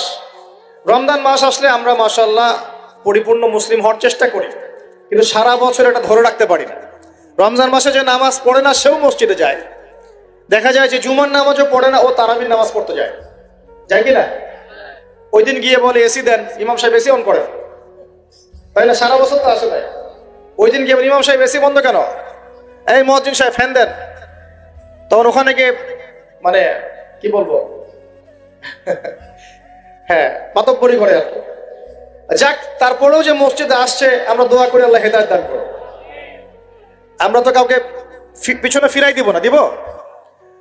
এখন রমজান মাস আসলে আমরা মাশাআল্লাহ রোজা রাখি, মানুষকে ইফতার করাই, দান সদকা করি, আমরা যাকাত দেই, তারাবি পড়ি, কোরআন তেলাওয়াত করি, আমরা মাশাআল্লাহ অনেক আমল করি। এই আমলগুলো কি একবারে ধাপাস করে ধরে ফেলা সম্ভব না? একটা আস্তে আস্তে ট্রেনিং প্রসেস লাগে। একটা ফ্যান চালু করলে ফ্যানটা কি শুরুতেই ধাপাস করে ঘুরতে শুরু করবে, নাকি আস্তে স্লোলি স্লোলি সে মোমেন্টাম ধরবে? কোনটা? আস্তে আস্তে সে গতি পাবে না, ধীরে ধীরে গতি পাবে। ঠিক শাবান মাসে এত বেশি রোজা রাখা, ইবাদত করার অর্থ কি? যাতে রমজান মাসে আপনি পরিপূর্ণ ইবাদত করতে পারেন। বুঝতে পারছেন কথা? রমজানে গিয়ে তো শুরুতেই সব ইবাদত ধরে ফেলা সম্ভব হবে না। মনে করেন আগামীকাল পহেলা রমজান, আজকে থেকে আপনি সব ইবাদত একসাথে করতে পারবেন? তখন কি আপনি বেগ পেতে হবে। কিন্তু একটা মাস আগে থেকে যদি ট্রেনিং নেন, ইনশাআল্লাহ রমজান মাসে ইজি হয়ে যাবে। এটা একটা কারণ নবী সাল্লাল্লাহু আলাইহি ওয়াসাল্লাম শাবান মাসে বেশি বেশি রোজা রাখতেন, আমল করতেন। আল্লাহ পাক আমাদের সবাইকে শাবান মাসে বেশি বেশি আমল করার তৌফিক দান করুন, যাতে রমজান মাসে গিয়ে আমরা সুবিধা পাই, রমজান মাসের হকটা আদায় করতে পারি। এবার এই মাসে নবী সাল্লাল্লাহু আলাইহি ওয়াসাল্লাম কি বলেছেন একটা হাদিস থেকে আগে বুঝি। এই হাদিসটা সহ অনেক হাদিসে এই একই রকম কথা এসেছে এবং এই হাদিসটা বিশুদ্ধ। এটাকে অস্বীকার করলে হাদিস অস্বীকারী হয়ে যাবে। বাড়াবাড়ি গ্রুপ, ছাড়াছাড়ি গ্রুপ, উভয়ের জন্যই নসিহত। নবী সাল্লাল্লাহু আলাইহি ওয়াসাল্লাম বলেছেন, ইন্নাল্লাহ তাআলা, নিশ্চয় আল্লাহ রাব্বুল আলামিন, লা ইয়াত্তালিউ ফি লাইলাতিন নিসফি মিন শাবান, শাবান মাসের মধ্য রজনীতে আল্লাহ রাব্বুল আলামিন তার রহমতের দৃষ্টি প্রশস্ত করেন। সুবহানাল্লাহ। আল্লাহ পাক শবে বরাত মানে আমরা যেটা বুঝি প্রচলিত অর্থে, লাইলাতুন নিসফি মিন শাবান, শাবান মাসের মধ্য রজনী, যে 15 শাবানের এই যে রজনী, এই রাতে আল্লাহ রাব্বুল আলামিন তার সৃষ্টির দিকে তার রহমতের দৃষ্টিটা প্রশস্ত করে দেখেন, প্রশস্ত করেন। এবং ওয়াগফিরু লিজামিই খালকিহি, আল্লাহ পাক তার সমস্ত সৃষ্টিকে মাফ করে দেন। আল্লাহ পাক কি করেন? তার সমস্ত সৃষ্টিকে কি করেন? মাফ করে দেন। কথাটা ভালো করে বোঝেন। আল্লাহ পাক তার সমস্ত সৃষ্টিকে মাফ করে দেন, ইল্লা, তাদেরকে ব্যতীত। এক, ইল্লা লিমুশরিকিন, এক নাম্বার যে ব্যক্তি মুশরিক, যে শিরক করে আল্লাহর সাথে, যে আল্লাহর সাথে শিরক করে। আর দুই, মুশাহিনিন, যে ব্যক্তি অন্তরে মানুষের সাথে বিদ্বেষ পোষণ করে, হিংসা বিদ্বেষ মনে আছে এরকম ব্যক্তি, এবং মনের মধ্যে শিরক আছে, শিরকি আকীদা, মুশরিক, এই দুই শ্রেণীর মানুষ ছাড়া আল্লাহ পাক সমস্ত মানুষকে মাফ করে দেবেন। সুবহানাল্লাহ। তাহলে এই রাতের ফজিলত প্রমাণ হলো কিনা? রাতের ফজিলতটা প্রমাণ হলো কিনা? আচ্ছা, এখন এর ব্যাকআপ আরো অনেকগুলো হাদিস আছে। ওই সবগুলো হাদিসকে একত্রিত করলে এমনই কনক্লুশন আসে। এছাড়াও আরো কিছু দুর্বল হাদিস আছে, এগুলো দুর্বল, সনদগতভাবে অন্যান্যভাবে দুর্বল। ওখানে আরো কিছু পয়েন্ট পাওয়া যায় যে আর কাকে কাকে আল্লাহ পাক মাফ করেন না। সবাইকে তো মাফ করেন, আর কাকে কাকে করেন না। এই হাদিসে দুটো পেয়েছি, এটা একদম অকাট্য। এটা হলো মুশরিক, আল্লাহ পাক মাফ করেন না। দুই, যে অন্তরে হিংসা বিদ্বেষ পোষণ করে, হিংসা বিদ্বেষ আছে, এদেরকে আল্লাহ মাফ করেন না। আরো কিছু দুর্বল বর্ণনা থেকে পাওয়া যায়, এটা দুর্বল বর্ণনা, কিন্তু জেনে রাখতে তো সমস্যা নাই। সমস্যা আছে? আর পাপ তো পাপি, দুর্বল হাদিসে আসুক আর কঠিন হাদিসে আসুক, পাপ তো পাপি নাকি? পাপ ছাড়তে কোনো সমস্যা আছে?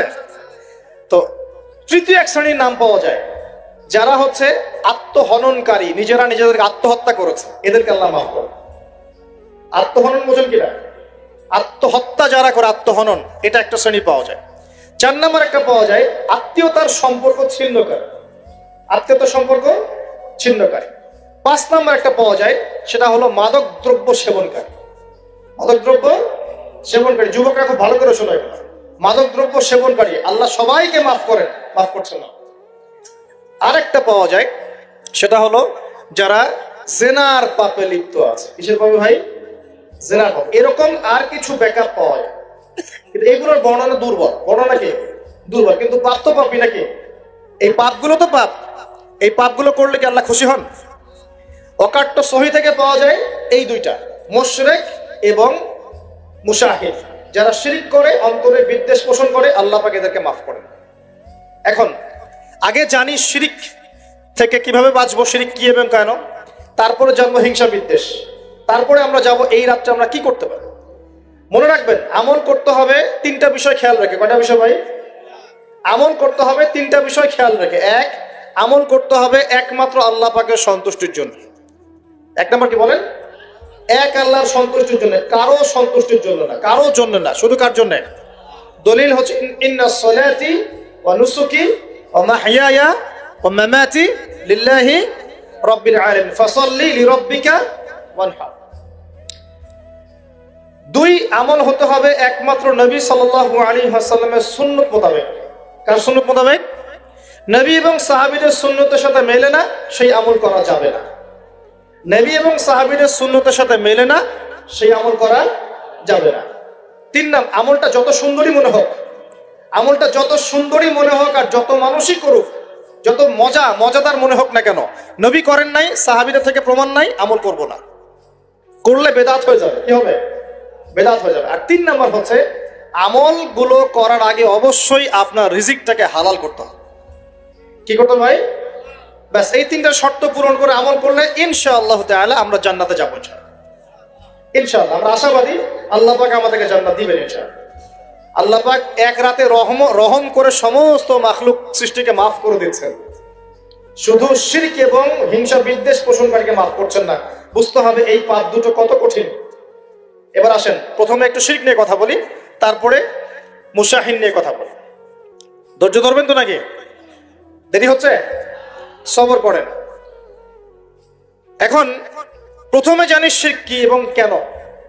শিরক হচ্ছে এমন একটা পাপ, যেই পাপ আমল নামায় থাকলে পরে বিনা তওবায় যদি সেই ব্যক্তি মারা যায়, আল্লাহ পাক তাকে মাফ করবেন না।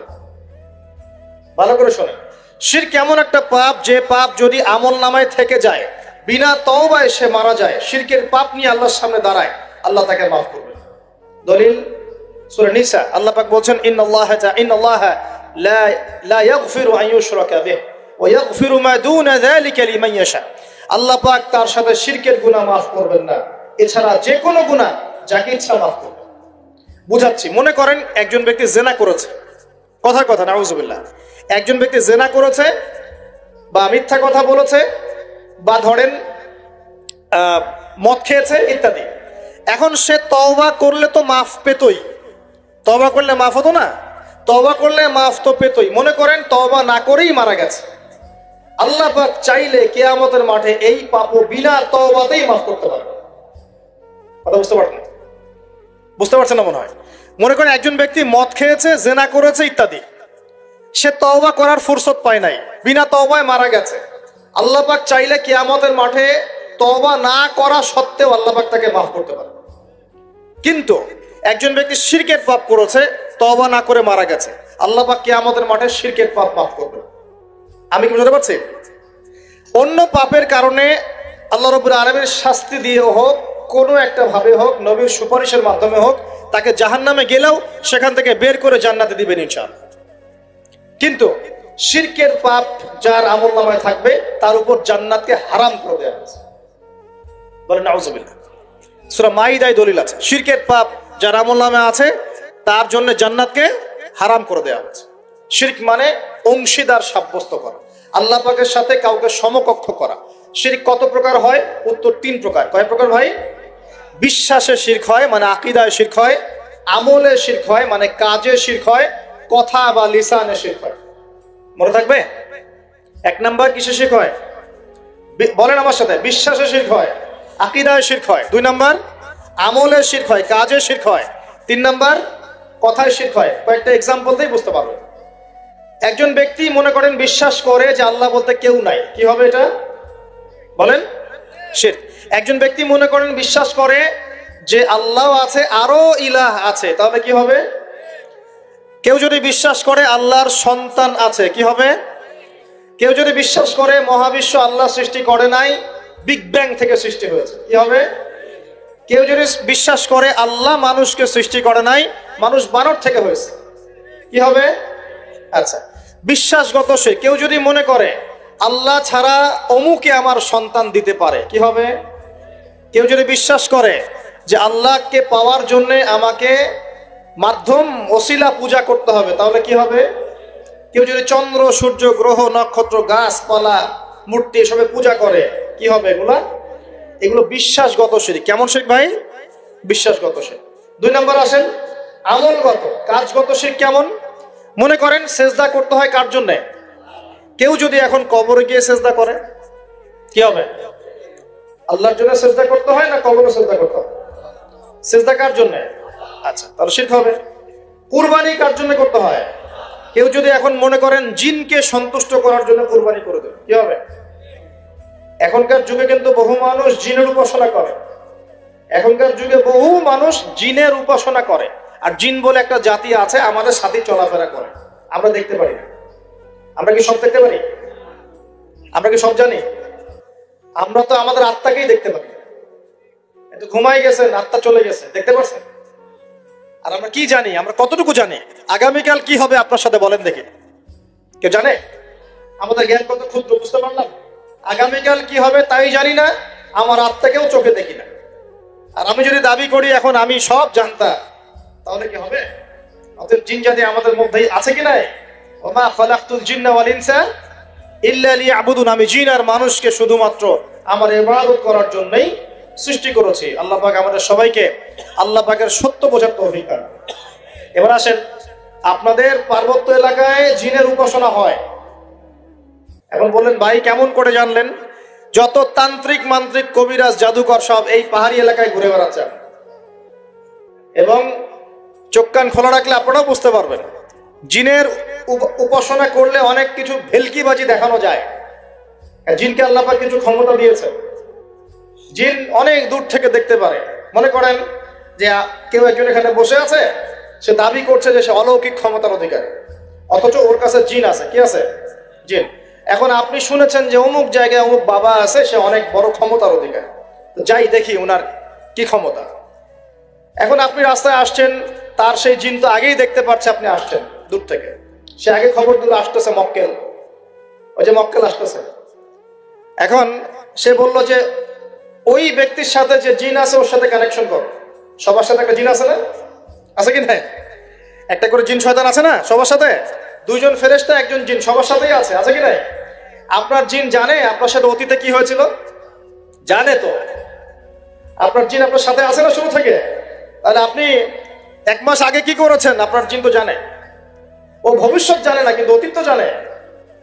ও তো ভবিষ্যৎ জানে না, কিন্তু অতীতে আপনি কি করেছেন ও তো জানে না। এখন ওর সাথে এই কারিনের সাথে যোগাযোগ করছে। ওকে বলছে এই তো 1 মাস আগে অমুক মেয়ের পিছনে দৌড়াইছিল, 1 মাস আগে অমুক একটা মেয়ের পিছনে দৌড়াইছে, ওই মেয়েকে পাওয়ার খুব চেষ্টা করছে। তো 1 মাস আগে ব্যবসায়ী কাজ করছে, তো 1 মাস আগে ওই কাজ করছে। এখন আপনি হেঁটে হেঁটে আসলেন, এদিকে খবর পাস করা শেষ, এসে বললেন বাবা আপনার কি ক্ষমতা, আমি আপনার ক্ষমতার নিদর্শন দেখতে চাই। সেই বাবা এখন বলছে যে তুই তো সেই ব্যক্তি না, তোর নাম অমুক না, আপনি তো ভেবা চাকা খেয়ে গেলেন। হ্যাঁ তাই তো, আমার নাম তো অমুক। তুই তো 1 মাস আগে এই মেয়ের পিছনে ঘুরছিস না, তাই তো, আপনি কেমন করে জানলেন? তুই 1 মাস আগে এই কাজ করছিস না, তাই তো, আপনি কেমন করে জানলেন? আপনার তো চোখ একদম আসমান উঠে গেল, বাপরে বাপ, সে তো আমার অতীতের সব বলে দেয়, তুই অমুক জায়গায় এটা পাপটা করছিস না, তুই এই জায়গায় ওটা লুকায় রাখছিস না, ব্যাস আপনার মাথা খারাপ। জিনের উপাসনা করে মানুষ অনেকেই, আর জিনরা কি করে অনেক সময় আসমানের কাছে যায় সংবাদ নেওয়ার জন্য। সূরা মুলক পড়েন, সূরা মুলকের 1ম পৃষ্ঠা পড়েন।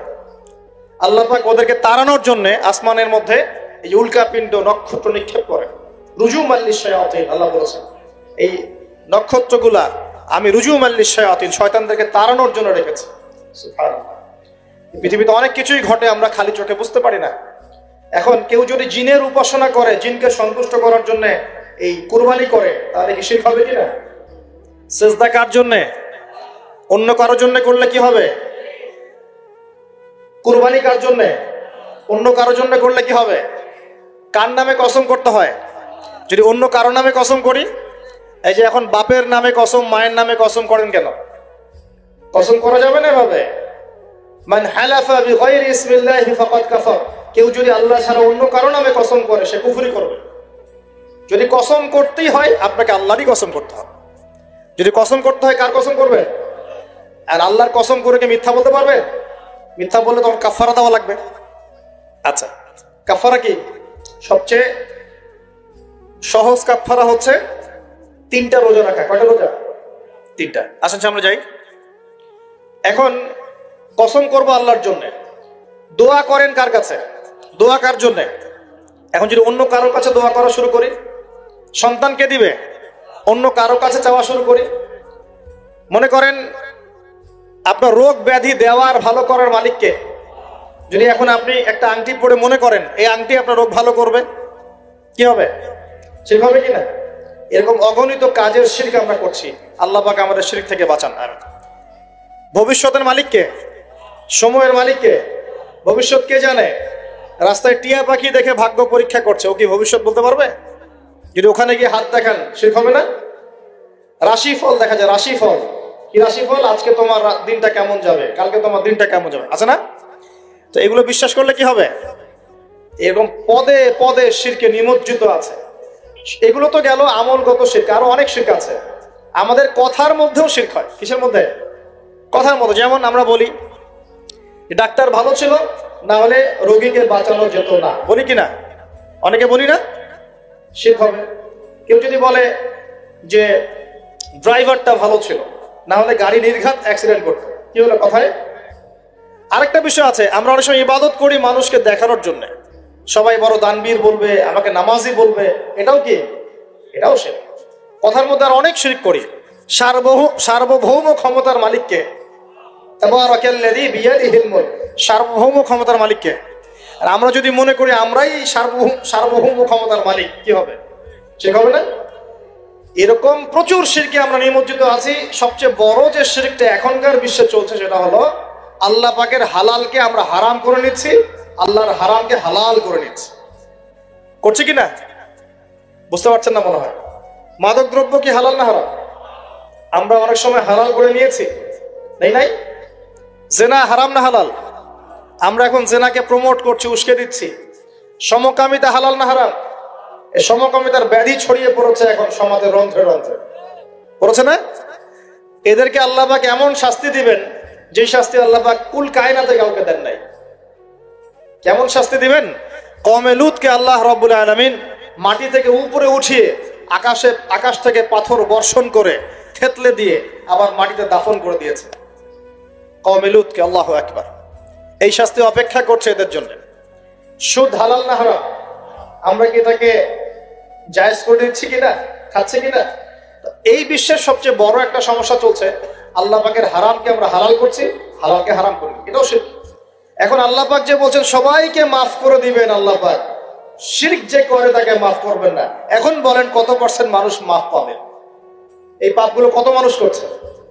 সবাই করছে না? মোটামুটি সবাই মোটামুটি শিরক করছে। আমরা আল্লাহ পাক আমরা সবাইকে শিরকের পাপ থেকে বাঁচিয়ে রাখুন। এর পাশে একটা শিরক আছে রিয়া বা গোপন শিরক, লোক দেখানো আমল, এটাও গোপন শিরক। আর এক শ্রেণী, আচ্ছা এখানে একটা কথা বলে রাখি, এই শিরকগুলো থেকে বেঁচে থাকলে কি হবে? শিরক থেকে বেঁচে থাকলে আপনার আমলনামায় যদি আসমান জমিন সমান গোনাও থাকে, আল্লাহ পাক সমস্ত গোনা মাফ করে দিবেন ইনশাআল্লাহ। মনে করেন একজন ব্যক্তির আমলনামায় জেনা, সুদ, ঘুষ, হাবি জাবি দুনিয়ার পাপ দিয়ে ভর্তি, কিন্তু কোনো একটা কারণে বা কোনো একভাবে তার আমলনামায় শিরকের কোনো গোনা নাই, শিরক করে নাই, ইনশাআল্লাহু তাআলা কোনো না কোনো ওসিলায় হলেও আল্লাহ পাক তাকে কিয়ামতের মাঠে মাফ করে দিবেন ইনশাআল্লাহ। একটা হাদিস বললেই যথেষ্ট হবে, তারপরে সামনে যাব। রাসূল সাল্লাল্লাহু আলাইহি ওয়াসাল্লামকে আল্লাহ পাক মেরাজের রাতে ওয়াদা করেছেন। কোন রাতে ভাই? মেরাজের রাতে ওয়াদা করেছেন যে হে মুহাম্মদ সাল্লাল্লাহু আলাইহি ওয়াসাল্লাম, তোমার উম্মতের মধ্যে যে কোনো ব্যক্তি যত বড়ই পাপ করুক না কেন, আসমান জমিনের সমানও যদি পাপ করে আমার সামনে দাঁড়ায়, কিন্তু তার আমলনামায় শিরকের পাপ নাই, আমি আল্লাহ তার সামনে আসমান জমিন সমান ক্ষমা নিয়ে হাজির হব ইনশাআল্লাহ। মানে সে মাফ পেয়ে যাবে ইনশাআল্লাহ। অতএব শিরক মুক্ত আমল করতে পারলে ইনশাআল্লাহ এই নিসফ মিনা শাবান, লাইলাতুন নিসফ মিনা শাবান, এই শবে বরাত যেটা আপনারা বলছেন, এই রাতে আল্লাহ পাকের ক্ষমা আমরা পেয়ে যাব ইনশাআল্লাহ। শিরক মুক্ত আমল করতে পারলেই ক্ষমা হবে ইনশাআল্লাহ। আল্লাহ পাক আমাদের সবাইকে শিরক থেকে বেঁচে থাকার তৌফিক দান করুন। এই শিরক সম্পর্কে বিস্তারিত জানার জন্য শিরক কি ও কেন, কিতাব ও তাওহীদ, তারপরে কোরআন সুন্নাহর আলোকে ইসলামী আকীদা, এই বইগুলো পড়াশোনা করেন, ইনশাআল্লাহ জানতে পারবেন। আর এক শ্রেণী মানুষকে আল্লাহ পাক মাফ করবেন না, এরা কারা? মুশাহিন। মুশাহিন মানে কি? যারা একে অপরের সাথে হিংসা বিদ্বেষ পোষণ করে। এখন বলেন দেখি, হিংসা বিদ্বেষ পোষণ করেন এমন মানুষ আছে এখন? বলেন দেখি। রাজনৈতিক অঙ্গনে একজন আরেকজনের সাথে হিংসা করছে কিনা? সামাজিক নেতৃত্ব নিয়ে একজন আরেকজনের সাথে হিংসা করছে কিনা? পরিবারের মধ্যেও একজন আরেকজনের সাথে হিংসা করছে কিনা? ভাই একজন আরেকজনের সাথে হিংসা করছে কিনা? আলেম একজন আরেকজনের সাথে হিংসা করছে কিনা? করছে না? বক্তা একজন আরেকজনের সাথে হিংসা করে কিনা? ধর্ম থেকে শুরু করে বিশ্ব রাজনীতি পর্যন্ত হিংসার দাবানলে এখন পুরো বিশ্বের মানুষ জ্বলে পুড়ে শেষ হয়ে যাচ্ছে, হচ্ছে না? মহিলা হিংসা করে কিনা? সতীনে হিংসা করে কিনা? সতীন বুঝেন কিনা? বিয়েই তো করেন নাই, সতীন বুঝবেন কি? সতীন কি জিনিস? দুই বউ, এক বউ আরেক বউ কি হয়? সতীনে হিংসা করে কিনা? আয়েশা রাদিয়াল্লাহু আনহার বাসায়, মানে ঘরে নবী সাল্লাল্লাহু আলাইহি ওয়াসাল্লাম বসে আছেন, ঢুকেছেন, আর অন্য একজন স্ত্রীর ঘর থেকে একটা খাবার আসতে পারে না, ভালোবেসে মহব্বত করে হাদিয়া দিয়েছেন। আয়েশা রাদিয়াল্লাহু আনহা যখন দেখলেন তার ঘরের মধ্যে খাবার পাঠিয়েছে অন্য একজন স্ত্রী, পুরো থালাটাকে মাথার উপর নিয়ে থাবাস করে ভেঙে ফেলে দিলেন। তো রাসূলুল্লাহ সাল্লাল্লাহু আলাইহি ওয়াসাল্লাম মুচকি হাসছেন, আর উপস্থিত হয়তো আরো দু একজন ছিলেন, তাদেরকে বলছেন তোমাদের মা রাগ করেছে। তিনি নিজেই হাতে সেগুলো তুললেন, সব ভাঙাচোরা পিসগুলো নিজে তুলে রেখে দিয়ে ভালো থালা বাটিগুলো হাদিয়া পাঠালেন ওই স্ত্রীর ঘরে, যে ঘর থেকে খাবার এসেছে। এইভাবে ডিল করতে হয়। রাসূল সাল্লাল্লাহু আলাইহি ওয়াসাল্লাম তখন রাগ হন নাই, কেন এই কাজ করলাম। আরেকদিন আয়েশা রাদিয়াল্লাহু আনহা একটা কথা বলে ফেলেছেন। নবী সাল্লাল্লাহু আলাইহি ওয়াসাল্লাম তার কোন এক স্ত্রীর কাছ থেকে এসেছেন। আয়েশা রাদিয়াল্লাহু আনহা বলছেন, আপনি তার কথা কিভাবে স্মরণ করেন? সে তো একটু খাটো, এরকম একটা কথা বলেছেন, সে তো একটু খাটো, একটু বেটে। আয়েশা রাদিয়াল্লাহু আনহাকে আমাদের নবীজি বলছেন, শোনো, তুমি এমন একটা কথা বলেছো, আমাদের সবার জন্য হেদায়েত আছে, তুমি এমন একটা কথা বলেছো, এই কথাটা যদি সমুদ্রের সাথে মিশিয়ে দেওয়া হয়, পুরো সমুদ্রের পানি দূষিত হয়ে যাবে বলে নাউজুবিল্লাহ। এই যে এতটুকু কথা, যে সে তো একটু খাটো ইয়া রাসূলুল্লাহ, এই যে এতটুকু কথা খালি, এই যে অত কালো, অত অমুক, অত তমুক, অত গরিব, অত কৃষক, অত ছোট লোক, অত এই যে রিক্সাওয়ালা অত, আমরা কথা বলি না এগুলো, আমাদের এগুলো কথা আছে না সমাজে, এগুলো বলার সাথে সাথেই এটা এমন পাপ হয়ে যায়, সাগরের মধ্যে এই পাপ মিশিয়ে দিলে সাগরের পানি নষ্ট হয়ে যাবে। এরকম হিংসা বিদ্বেষ মনে থাকলে তাজকিয়া পাওয়া যায় না। তাজকিয়া মানে আত্মশুদ্ধি। তো এখানে এটা স্বভাব সুলভ মানুষের মধ্যে এসে যায়, আসে কিনা? আসে না? এই সবে লাইলাতুন নিসফু মিনাশ শাবানের হাদিসগুলোর মধ্যে একটা হাদিসে আসছে, সনদের কথা আমি বলছি না, আমি প্রসঙ্গটা বলছি, যে আয়েশা রাদিয়াল্লাহু আনহা বলছেন, আমি ঘুম থেকে উঠে দেখি রাসূল সাল্লাল্লাহু আলাইহি ওয়াসাল্লাম নামাজ পড়ছেন। কি পড়ছেন? নামাজ, তার ঘরে নামাজ পড়ছেন। নামাজে এত লম্বা সেজদা করছেন যে আমার কাছে মনে হলো নবী মনে হয় ইন্তেকাল করেছেন। নাউজুবিল্লাহ। তারপরে আমি তাকে তার বুড়ো আঙ্গুল ধরে নাড়া দিলাম। নবী সাল্লাল্লাহু আলাইহি ওয়াসাল্লাম তাড়াতাড়ি নামাজ শেষ করলেন। শেষ করে বললেন, আজকের রাত এমন একটা রাত, এই রাতে আল্লাহ রাব্বুল আলামিন তার অসংখ্য বান্দাকে মাফ করে দেন। এরপর তিনি আবার ঘুমিয়ে গেলেন।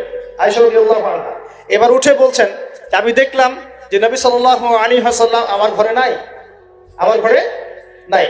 তখন তিনি বলছেন, আমার মনের মধ্যে তখন ওই মানে ফিলিংস আসলো যেটা মেয়েদের মধ্যে স্বভাব স্বরূপ চলে আসে।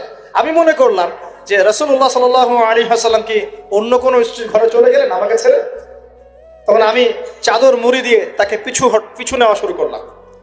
পিছে পিছে গিয়ে দেখলাম রাসূল সাল্লাল্লাহু আলাইহি ওয়াসাল্লাম ওই জান্নাতুল বাকি বলি না আমরা, বাকিয়ে গারকাত, মদিনায় মসজিদ নববীর পাশে কবরস্থান আছে না, ওই কবরস্থানে নবী সাল্লাল্লাহু আলাইহি ওয়াসাল্লাম দাঁড়িয়ে মাইয়েতের জন্য দোয়া করছেন। সুবহানাল্লাহ।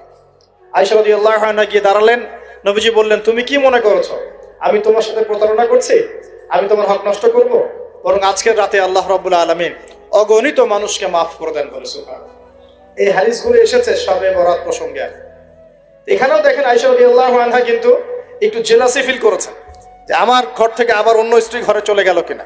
এগুলো স্বভাব সুলভ, এগুলো আসতে পারে, এগুলো মানুষের মধ্যে কি আসতে পারে, কিন্তু বিদ্বেষ পোষণ করে একে অপরের ক্ষতি করে দেওয়া, এই কাজগুলো যারা করবে আল্লাহ পাক এই রাতে ওদেরকে মাফ করবে না। এখন আমাদের জন্য আগে নসিহত দুইটা। এই রাত্রের ফজিলত পেতে হলে নসিহত আগে দুইটা। এক, আমাদের আকীদা আমলে কোনো শিরক থাকা যাবে না, বলি আমিন। আল্লাহ কবুল করুন। আমাদের আকীদা এবং আমলে কোনো প্রকার শিরক রাখা যাবে না। দুই, আমরা মনের মধ্যে কোনো ভাইয়ের প্রতি হিংসা বিদ্বেষ রাখবো না। রাখবো ইনশাল্লাহ? রাখবো না। আমরা কোনো ভাইয়ের প্রতি হিংসা বিদ্বেষ পোষণ করবো না ইনশাল্লাহ। একটা হাদিস বললেই আপনি বুঝে ফেলবেন, তারপর আমি সামনে যাচ্ছি, এরপরে আমি আস্তে আস্তে ফিনিশিং দেবো ইনশাল্লাহ। আল্লাহর রাসূল বলেছেন সাল্লাল্লাহু আলাইহি ওয়াসাল্লাম, তিনি বলেছেন যে তোমরা ততক্ষণ পর্যন্ত জান্নাতে যেতে পারবে না, ভালো করে শোনেন, তোমরা ততক্ষণ পর্যন্ত জান্নাতে যেতে পারবে না যতক্ষণ তোমরা প্রকৃত মুমিন না হচ্ছ, প্রকৃত মুমিন না হচ্ছ। আর তোমরা ততক্ষণ পর্যন্ত প্রকৃত মুমিন হতে পারবে না যতক্ষণ পর্যন্ত না পরস্পরকে ভালো না বাসছো, পরস্পরকে ভালো না বাসছো। এই ভালোবাসা আবার বয়ফ্রেন্ড গার্লফ্রেন্ড ভালোবাসা না, দিনই ক্ষেত্রে ভালোবাসা। আর আমি কি তোমাদেরকে জানিয়ে দেব কি করলে তোমরা পরস্পরকে ভালোবাসতে পারবে? সাহাবীরা বলছেন, অবশ্যই বলুন ইয়া রাসূলুল্লাহ।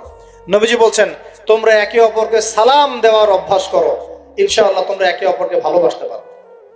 ইসলামের সৌন্দর্য দুটা, কয়টা ভাই? বেশি বেশি মানুষকে সালাম দেয়া এবং মানুষকে খাবার খাওয়ানো। কি খাওয়ানো? আরেকটা মনে রাখবেন, কিয়ামতের আগে আগে মানুষ বাছাইকৃত মানুষকে সালাম দিবে, সবাইকে সালাম দিবে। চলছে কিনা সমাজে? কিয়ামত দূরে না কাছে? এটা আজকে আলোচনার টপিক না, নাহলে আমি বলতাম যে কতগুলো আলামত আপনি দেখতে পাবেন। এখন আমরা বুঝতে পারলাম এই রাতের ফজিলত আছে, আছে কি নাই? এই রাতের ফজিলত কি? আল্লাহ পাক এই রাতে অগণিত বান্দাকে মাফ করে দিবেন ইনশাআল্লাহ। তবে কোন কোন মানুষকে মাফ করবেন না?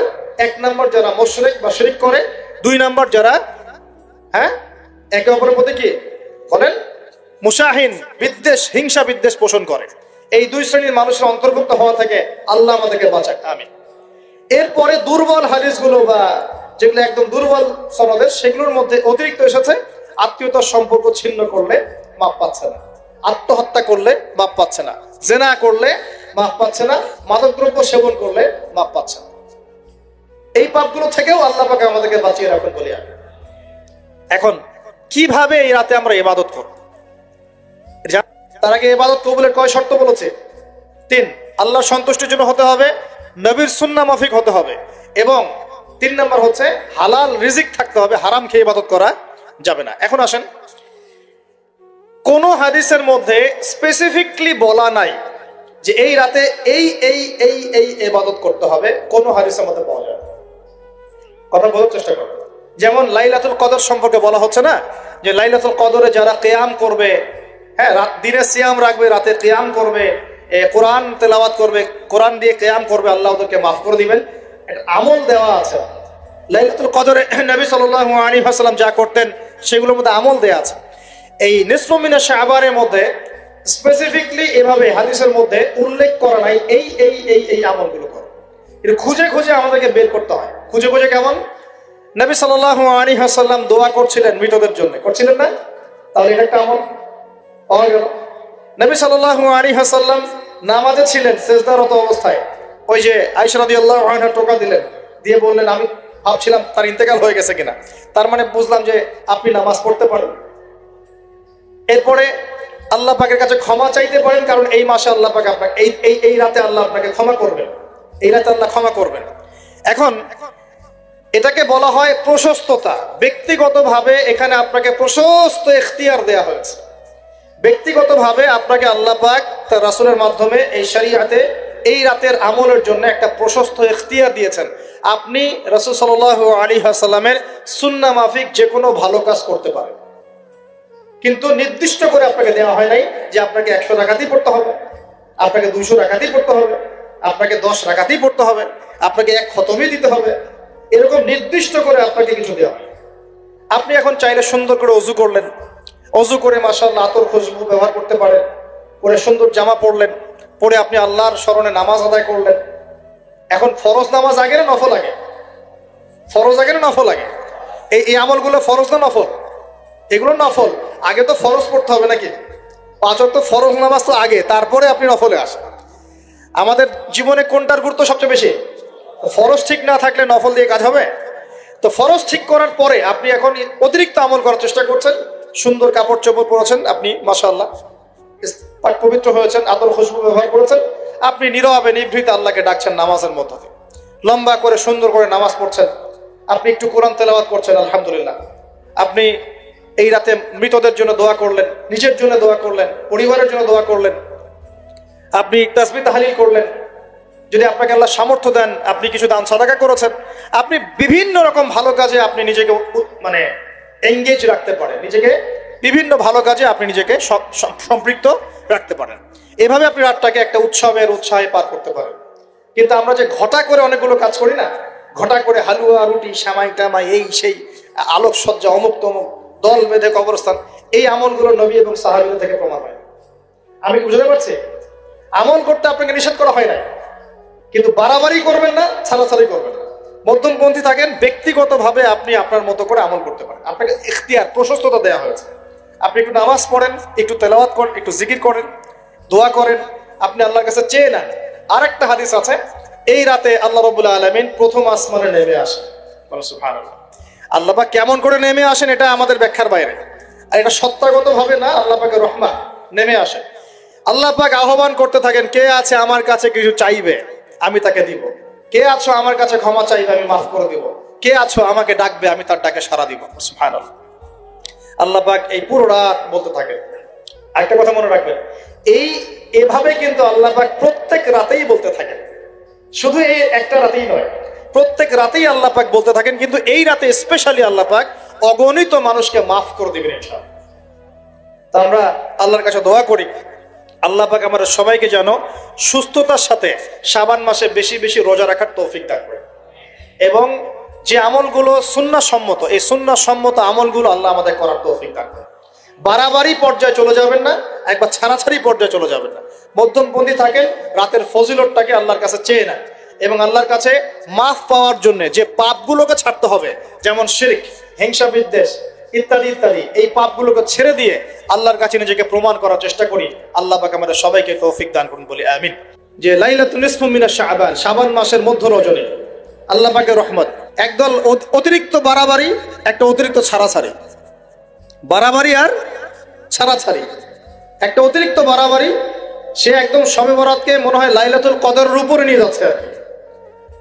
লাইলাতুল নিসফু মিনা শাবানকে কোন কোন ক্ষেত্রে বাড়াবাড়ি পন্থীরা একদম লাইলাতুল কদরের উপরে নিয়ে চলে যাচ্ছে। আর ছাড়াছাড়ি যারা, তারা বলছে এই রাত্রে কোনো কিছুই করা যাবে না। দুইটাই চরমপন্থী, বুঝতে পারছেন না মনে কথা। একদল এটাকে নিয়ে এত বেশি বাড়াবাড়ি করছে যে এটাকে একদম লাইলাতুল কদরের উপরে নিয়ে চলে যাচ্ছে। আরেক দল দেখা যাচ্ছে এটাকে এমন ভাবে পরিত্যাগ করছে না, এই যে কিছুই করা যাবে না, একদম কোনো ফজিলতি নাই। এখন আসলে মধ্যম পন্থা কি, মাঝখানে আমরা কি করব তাহলে জানার দরকার আছে কি নাই?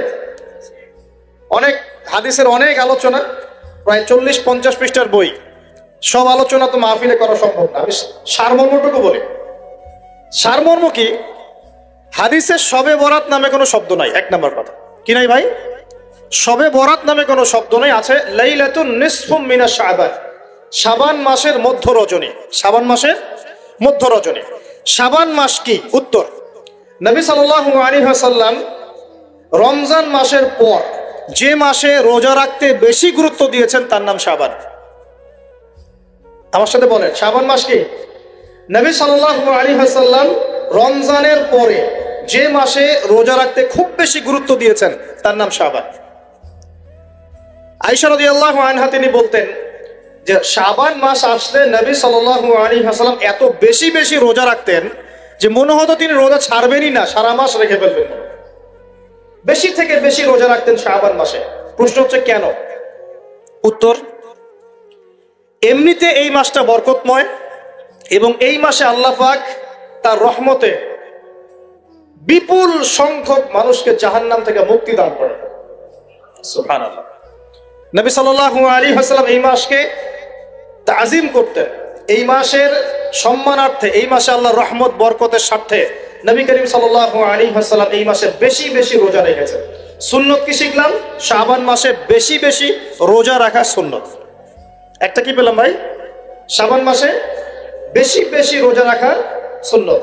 আপনি যদি মুকিম হন, শরীর সুস্থ থাকে, মুসাফির না, আপনার সুস্থতা আছে, সব ঠিক আছে, আপনি চেষ্টা করবেন এই মাসে বেশি বেশি রোজা রাখার। পারা যাবে ইনশাআল্লাহ। এটা নবীর সুন্নত হবে। আরেকটা হাদিস মাথায় নিয়ে নেন, আজকে সারা ওয়াজ ভুলে গেলে এই ওয়াজটা ভুলেন না। কি হাদিস? নবীজি বলছেন, তোমাদের সামনে, হে আমার সাহাবীরা, তোমাদের সামনে এমন একটা যুগ আসছে, ওই যুগে আমার সুন্নতকে ধরে রাখাটা হাতের মধ্যে আগুন ধরে রাখার মতো। আমি অনেকদিন এই লেকচারে এই হাদিসটা বলেছি। তোমাদের সামনে এমন একটা কঠিন যুগ আসছে, জামানা সবরিন, সবরের যুগ, কঠিন যুগ। ওই যুগে ঈমান ধরে রাখা, মানে আমার সুন্নতের উপর থাকা, হাতে আগুন ধরে রাখার মতো হবে। ওই যুগে যদি তোমরা আমার একটা সুন্নতকে জীবিত করতে পারো, সমাজে একটা সুন্নত মরে গেছে, ওটাকে আবার জীবিত করতে পারো, তাহলে 50 জন শহীদ সাহাবীর নেকি পাবে। আচ্ছা বুঝলেন? শুধু নেকি না, আপনি 50 জন শহীদ সাহাবীর নেকি পাবেন যখন চলমান সমাজে একটা সুন্নত মিটে গেছে, নাই, মানুষ আমল করছে না, কিন্তু আপনি সেটাকে জীবিত করলেন। পারা যাবে ইনশাআল্লাহ। একটা দেখাচ্ছি, যেমন সাহাবীদের যুগে মানুষ মসজিদে ঢুকলে কি করতো জানেন? আগে 2 রাকাত নামাজ পড়তো। কি করতো? মসজিদে ঢুকেই, ওযু অবস্থায় মসজিদে ঢুকেই তারা বসতেন না। আগে 2 রাকাত নামাজ পড়তেন, দুখুলুল মসজিদ বা তাহিয়াতুল মসজিদ, তারপরে বসতেন।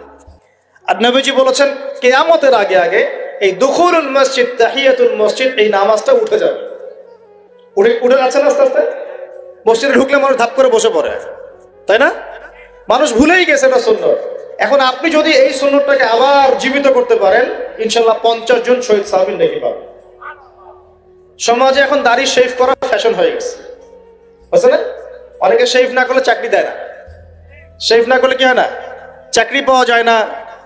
স্কুলে তো না, কলেজে গিয়ে পড়তে গেলে ক্লাস করতে দেয় না। দাঁড়িয়ে আছে, যাও শেভ করে আসো, তাই বলে। এখন সমাজ চলছে উল্টা। এখন যদি আপনি নবীর সুন্নতকে আবার জীবিত করতে পারেন, 50 জন শহীদ সাহাবীর নেকি পাবেন। রাতে ঘুমানোর সময় একটা সুন্নত আছে, 33 বার সুবহানাল্লাহ, 33 বার আলহামদুলিল্লাহ, 34 বার কি আল্লাহু আকবার। বহু মানুষই পড়ে না। আপনি যদি পড়তে পারেন, ইনশাআল্লাহ আল্লাহ পাক আপনাকে নেকি দিবেন। সমাজে বহু মানুষ চুল একদম এখন মেসি রোনাল্ডো কাট, তাই না? মেসি কাট আর রোনাল্ডো কাট। আর আমি সিলেট অঞ্চলে দেখে আসছি একদম লন্ডন কাট, দুই পাশ ছিলে মাঝখানে চুল, লন্ডন থেকে শিখে আসছে। এখন চুলেরও কিন্তু সুন্নত আছে, আছে কি নাই? দাড়ির যেমন সুন্নত আছে, চুলের সুন্নত নাই? একদম সামন পিছন সমান করতে পারেন, অথবা যদি চুল নাই থাকে তাহলে চুল মাথা মুন্ডন করেও রাখতে পারেন। অনেক সাহাবীর মাথা মুন্ডিত ছিল। আবার অথবা কানের লতি পর্যন্ত বা কাঁধ বাবড়ি রাখতে পারেন। এটা চুলের সুন্নত হলো কিনা? এখন সমাজের সব মানুষ এই সুন্নতটাকে ভুলে গেছে। আপনি সুন্নত মনে করে রেখেছেন, ইনশাল্লাহ আপনি নেকি পাবেন ইনশাল্লাহ। এরকম অগণিত সুন্নত আছে, অগণিত, যেগুলো আমাদের সমাজ থেকে আস্তে আস্তে উঠে যাচ্ছে। আমি খুব দুঃখের সাথে বলছি, অনেক মসজিদে ফরজ নামাজ পড়ার পরে আমরা কি করি? একটা মোনাজাত করি, আল্লাহুম্মা আমিন বিরহমাতিকা ইয়া আরহামার রাহিম, ব্যাস উঠে চলে গেলাম, তাই না? চলে যায় না, এর চলে গেল। অথচ সালাম ফিরানোর পরে একবার বলতে হয় আল্লাহু আকবার, কি বলতে হয়?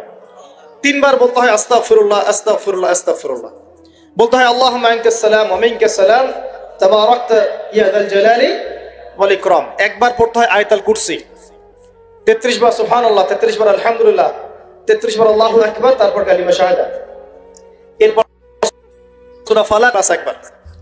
আরো তো অনেক দোয়া আছে, আল্লাহুম্মা লা মানিআ লিমা আ'তাইত ওয়া লা মু'তিয়া লিমা মানা'ত ওয়া লা ইয়ানফা'ু যাল জাদ্দি মিনকাল জাদ।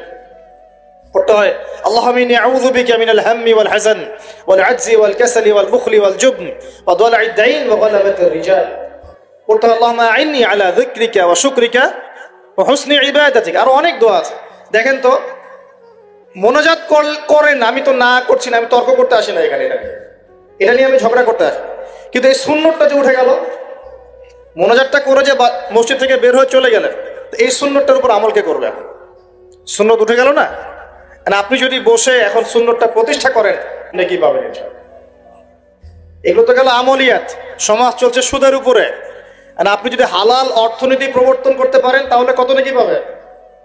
সমাজ চলছে জেনায়, আপনি এখন পর্দা প্রতিষ্ঠা করলেন তাহলে কত নেকি পাবেন? সমাজে চলছে দুর্নীতি, আপনি এখন আমানতদারিতা ইনসাফ প্রতিষ্ঠা করলেন, কত নেকি পাবেন? সমাজে চলছে শয়তানি, সব শয়তানি, কি চলছে? শয়তানি। এখন আপনি আল্লাহ রাব্বুল আলামিনের ওহী প্রতিষ্ঠা করলেন, কত নেকি পাবেন? নিঃসন্দেহে আর অনেক বেশি নেকি পাবেন। আল্লাহ পাক আমাদেরকে সেই লক্ষ্যে কাজ করার তৌফিক দান করুন। প্রিয় ভাইরা, যে কথা বলতে এখানে আসলাম, এক বাড়াবাড়ি এক কি ছাড়াছাড়ি, এর মাঝখানে কি একটা ফজিলত জানলাম। শাবান মাস মানেই এই মাসে নবীজি বেশি বেশি রোজা রাখতেন। তাহলে আমরা কি করবো এই মাসে ভাই? এক নম্বর কাজ, বেশি বেশি রোজা রাখার চেষ্টা করবো ইনশাআল্লাহ। আল্লাহ তৌফিক দান করবেন। এবার আরেকটা পয়েন্ট বলি, সামনে রমাদান মাস। রমজান মাস আসলে আমরা মাশাআল্লাহ পরিপূর্ণ মুসলিম হওয়ার চেষ্টা করি, কিন্তু সারা বছর এটা ধরে রাখতে পারি না। রমজান মাসে যে নামাজ পড়ে না সেও মসজিদে যায়, দেখা যায় যে জুমার নামাজও পড়ে না, ও তারাবির নামাজ পড়তে যায়, যায় কিনা? ওই দিন গিয়ে বলে এসি দেন, ইমাম সাহেব এসি অন করে, তাই না? সারা বছর তো আসে নাই। ওই দিন গিয়ে ইমাম সাহেব এসি বন্ধ কেন? এই মুয়াজ্জিন সাহেব ফ্যান দেন। তখন ওখানে গিয়ে মানে কি বলবো, হ্যাঁ মাতব্বরি করে আর কি। যাক, তারপরেও যে মসজিদে আসছে আমরা দোয়া করি আল্লাহ হেদায়েত দান করুন। আমরা তো কাউকে পিছনে ফিরাই দিব না, দিব? এখন রমজান মাস আসলে আমরা মাশাআল্লাহ রোজা রাখি, মানুষকে ইফতার করাই, দান সদকা করি, আমরা যাকাত দেই, তারাবি পড়ি, কোরআন তেলাওয়াত করি, আমরা মাশাআল্লাহ অনেক আমল করি। এই আমলগুলো কি একবারে ধাপাস করে ধরে ফেলা সম্ভব না? একটা আস্তে আস্তে ট্রেনিং প্রসেস লাগে। একটা ফ্যান চালু করলে ফ্যানটা কি শুরুতেই ধাপাস করে ঘুরতে শুরু করবে, নাকি আস্তে স্লোলি স্লোলি সে মোমেন্টাম ধরবে? কোনটা? আস্তে আস্তে সে গতি পাবে না, ধীরে ধীরে গতি পাবে। ঠিক শাবান মাসে এত বেশি রোজা রাখা, ইবাদত করার অর্থ কি? যাতে রমজান মাসে আপনি পরিপূর্ণ ইবাদত করতে পারেন। বুঝতে পারছেন কথা? রমজানে গিয়ে তো শুরুতেই সব ইবাদত ধরে ফেলা সম্ভব হবে না। মনে করেন আগামীকাল পহেলা রমজান, আজকে থেকে আপনি সব ইবাদত একসাথে করতে পারবেন? তখন কি আপনি বেগ পেতে হবে। কিন্তু একটা মাস আগে থেকে যদি ট্রেনিং নেন, ইনশাআল্লাহ রমজান মাসে ইজি হয়ে যাবে। এটা একটা কারণ নবী সাল্লাল্লাহু আলাইহি ওয়াসাল্লাম শাবান মাসে বেশি বেশি রোজা রাখতেন, আমল করতেন। আল্লাহ পাক আমাদের সবাইকে শাবান মাসে বেশি বেশি আমল করার তৌফিক দান করুন, যাতে রমজান মাসে গিয়ে আমরা সুবিধা পাই, রমজান মাসের হকটা আদায় করতে পারি। এবার এই মাসে নবী সাল্লাল্লাহু আলাইহি ওয়াসাল্লাম কি বলেছেন একটা হাদিস থেকে আগে বুঝি। এই হাদিসটা সহ অনেক হাদিসে এই একই রকম কথা এসেছে এবং এই হাদিসটা বিশুদ্ধ। এটাকে অস্বীকার করলে হাদিস অস্বীকারী হয়ে যাবে। বাড়াবাড়ি গ্রুপ, ছাড়াছাড়ি গ্রুপ, উভয়ের জন্যই নসিহত। নবী সাল্লাল্লাহু আলাইহি ওয়াসাল্লাম বলেছেন, ইন্নাল্লাহ তাআলা, নিশ্চয় আল্লাহ রাব্বুল আলামিন, লা ইয়াত্তালিউ ফি লাইলাতিন নিসফি মিন শাবান, শাবান মাসের মধ্য রজনীতে আল্লাহ রাব্বুল আলামিন তার রহমতের দৃষ্টি প্রশস্ত করেন। সুবহানাল্লাহ। আল্লাহ পাক শবে বরাত মানে আমরা যেটা বুঝি প্রচলিত অর্থে, লাইলাতুন নিসফি মিন শাবান, শাবান মাসের মধ্য রজনী, যে 15 শাবানের এই যে রজনী, এই রাতে আল্লাহ রাব্বুল আলামিন তার সৃষ্টির দিকে তার রহমতের দৃষ্টিটা প্রশস্ত করে দেখেন, প্রশস্ত করেন। এবং ওয়াগফিরু লিজামিই খালকিহি, আল্লাহ পাক তার সমস্ত সৃষ্টিকে মাফ করে দেন। আল্লাহ পাক কি করেন? তার সমস্ত সৃষ্টিকে কি করেন? মাফ করে দেন। কথাটা ভালো করে বোঝেন। আল্লাহ পাক তার সমস্ত সৃষ্টিকে মাফ করে দেন, ইল্লা, তাদেরকে ব্যতীত। এক, ইল্লা লিমুশরিকিন, এক নাম্বার যে ব্যক্তি মুশরিক, যে শিরক করে আল্লাহর সাথে, যে আল্লাহর সাথে শিরক করে। আর দুই, মুশাহিনে, যে ব্যক্তি অন্তরে মানুষের সাথে বিদ্বেষ পোষণ করে, হিংসা বিদ্বেষ মনে আছে এরকম ব্যক্তি, এবং মনের মধ্যে শিরক আছে, শিরকি আকীদা, মুশরিক, এই দুই শ্রেণীর মানুষ ছাড়া আল্লাহ পাক সমস্ত মানুষকে মাফ করে দেন। তাহলে এই রাতের ফজিলত প্রমাণ হলো কিনা? রাতের ফজিলতটা প্রমাণ হলো কিনা? আচ্ছা, এখন এর ব্যাকআপ আরো অনেকগুলো হাদিস আছে। ওই সবগুলো হাদিসকে একত্রিত করলে এমনই কনক্লুশন আসে। এছাড়াও আরো কিছু দুর্বল হাদিস আছে, এগুলো দুর্বল, সনদগতভাবে অন্যান্যভাবে দুর্বল। ওখানে আরো কিছু পয়েন্ট পাওয়া যায় যে আর কাকে কাকে আল্লাহ পাক মাফ করেন না। সবাইকে তো মাফ করেন, আর কাকে কাকে করেন না। এই হাদিসে দুটো পেয়েছি, এটা একদম অকাট্য। এটা হলো মুশরিক, আল্লাহ পাক মাফ করেন না। দুই, যে অন্তরে হিংসা বিদ্বেষ পোষণ করে, হিংসা বিদ্বেষ আছে, এদেরকে আল্লাহ মাফ করেন না। আরো কিছু দুর্বল বর্ণনা থেকে পাওয়া যায়, এটা দুর্বল বর্ণনা, কিন্তু জেনে রাখতে তো সমস্যা নাই। সমস্যা আছে?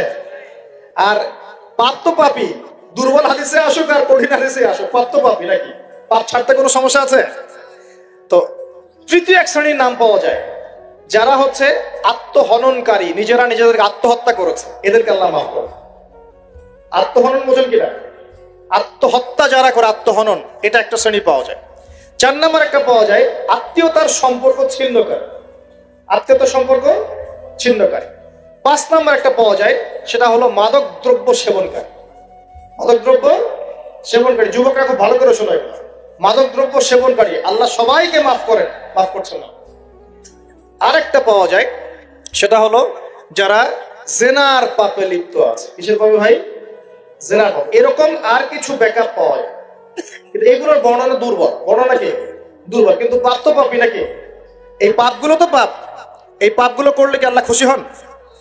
অকাট্য সহি থেকে পাওয়া যায় এই দুইটা, মুশরিক এবং মুশাহিদ, যারা শিরক করে, অন্তরে বিদ্বেষ পোষণ করে, আল্লাহ পাক এদেরকে মাফ করেন।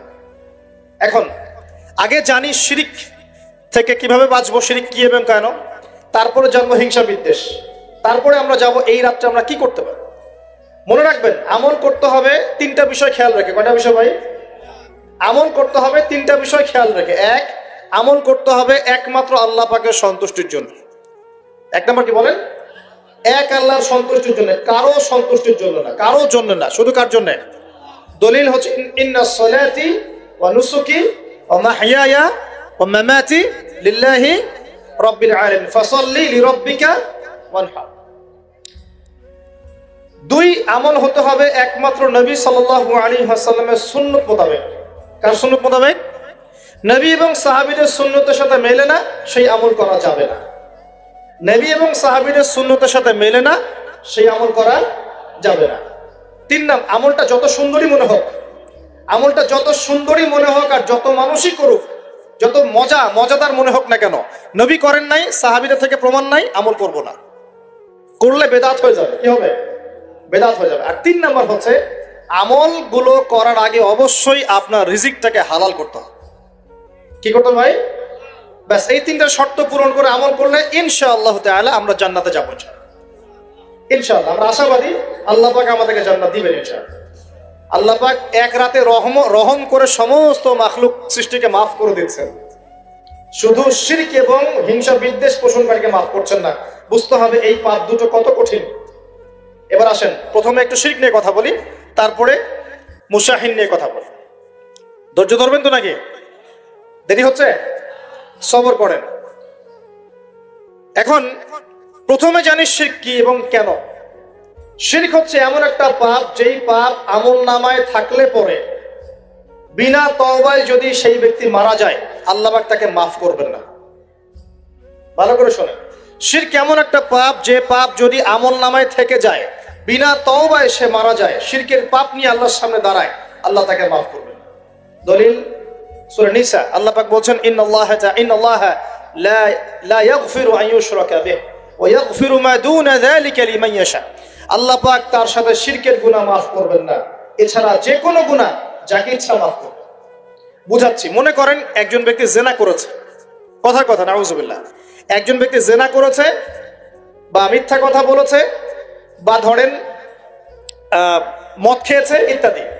এখন সে তওবা করলে তো মাফ পেতই, তওবা করলে মাফ হতো না? তওবা করলে মাফ তো পেতই। মনে করেন তওবা না করেই মারা গেছে, আল্লাহ পাক চাইলে কিয়ামতের মাঠে এই পাপও বিনা তওবাতেই মাফ করতে পারবে। কথা বুঝতে পারছেন না মনে হয়? মনে করেন একজন ব্যক্তি মদ খেয়েছে, জিনা করেছে ইত্যাদি, সে তওবা করার ফুরসত পায় নাই, বিনা তওবায় মারা গেছে। আল্লাহ পাক চাইলে কিয়ামতের মাঠে তওবা না করা সত্ত্বেও আল্লাহ পাক তাকে মাফ করতে পারে। কিন্তু একজন ব্যক্তি শিরকের পাপ করেছে, তওবা না করে মারা গেছে, আল্লাহ পাক কিয়ামতের মাঠে শিরকের পাপ মাফ করবে। আমি কি বুঝতে পারছি?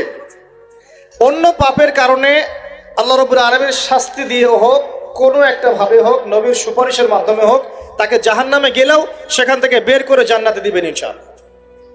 কিন্তু শিরকের পাপ যার আমলনামায় থাকবে, তার উপর জান্নাতকে হারাম করে দেওয়া হয়েছে। বলেন নাউজুবিল্লাহ। সূরা মাইদায় দলিল আছে, শিরকের পাপ যার আমলনামায় আছে তার জন্য জান্নাতকে হারাম করে দেওয়া হয়েছে। শিরক মানে অংশীদার সাব্যস্ত করা, আল্লাহ পাকের সাথে কাউকে সমকক্ষ করা। শিরক কত প্রকার হয়? উত্তর 3 প্রকার। কয় প্রকার ভাই? বিশ্বাসে শিরক হয়, মানে আকীদায় শিরক হয়, আমলে শিরক হয়, মানে কাজে শিরক হয়, কথা বা লিসানে শিরক হয়। মনে থাকবে? 1 নাম্বার কিসে শিরক হয়?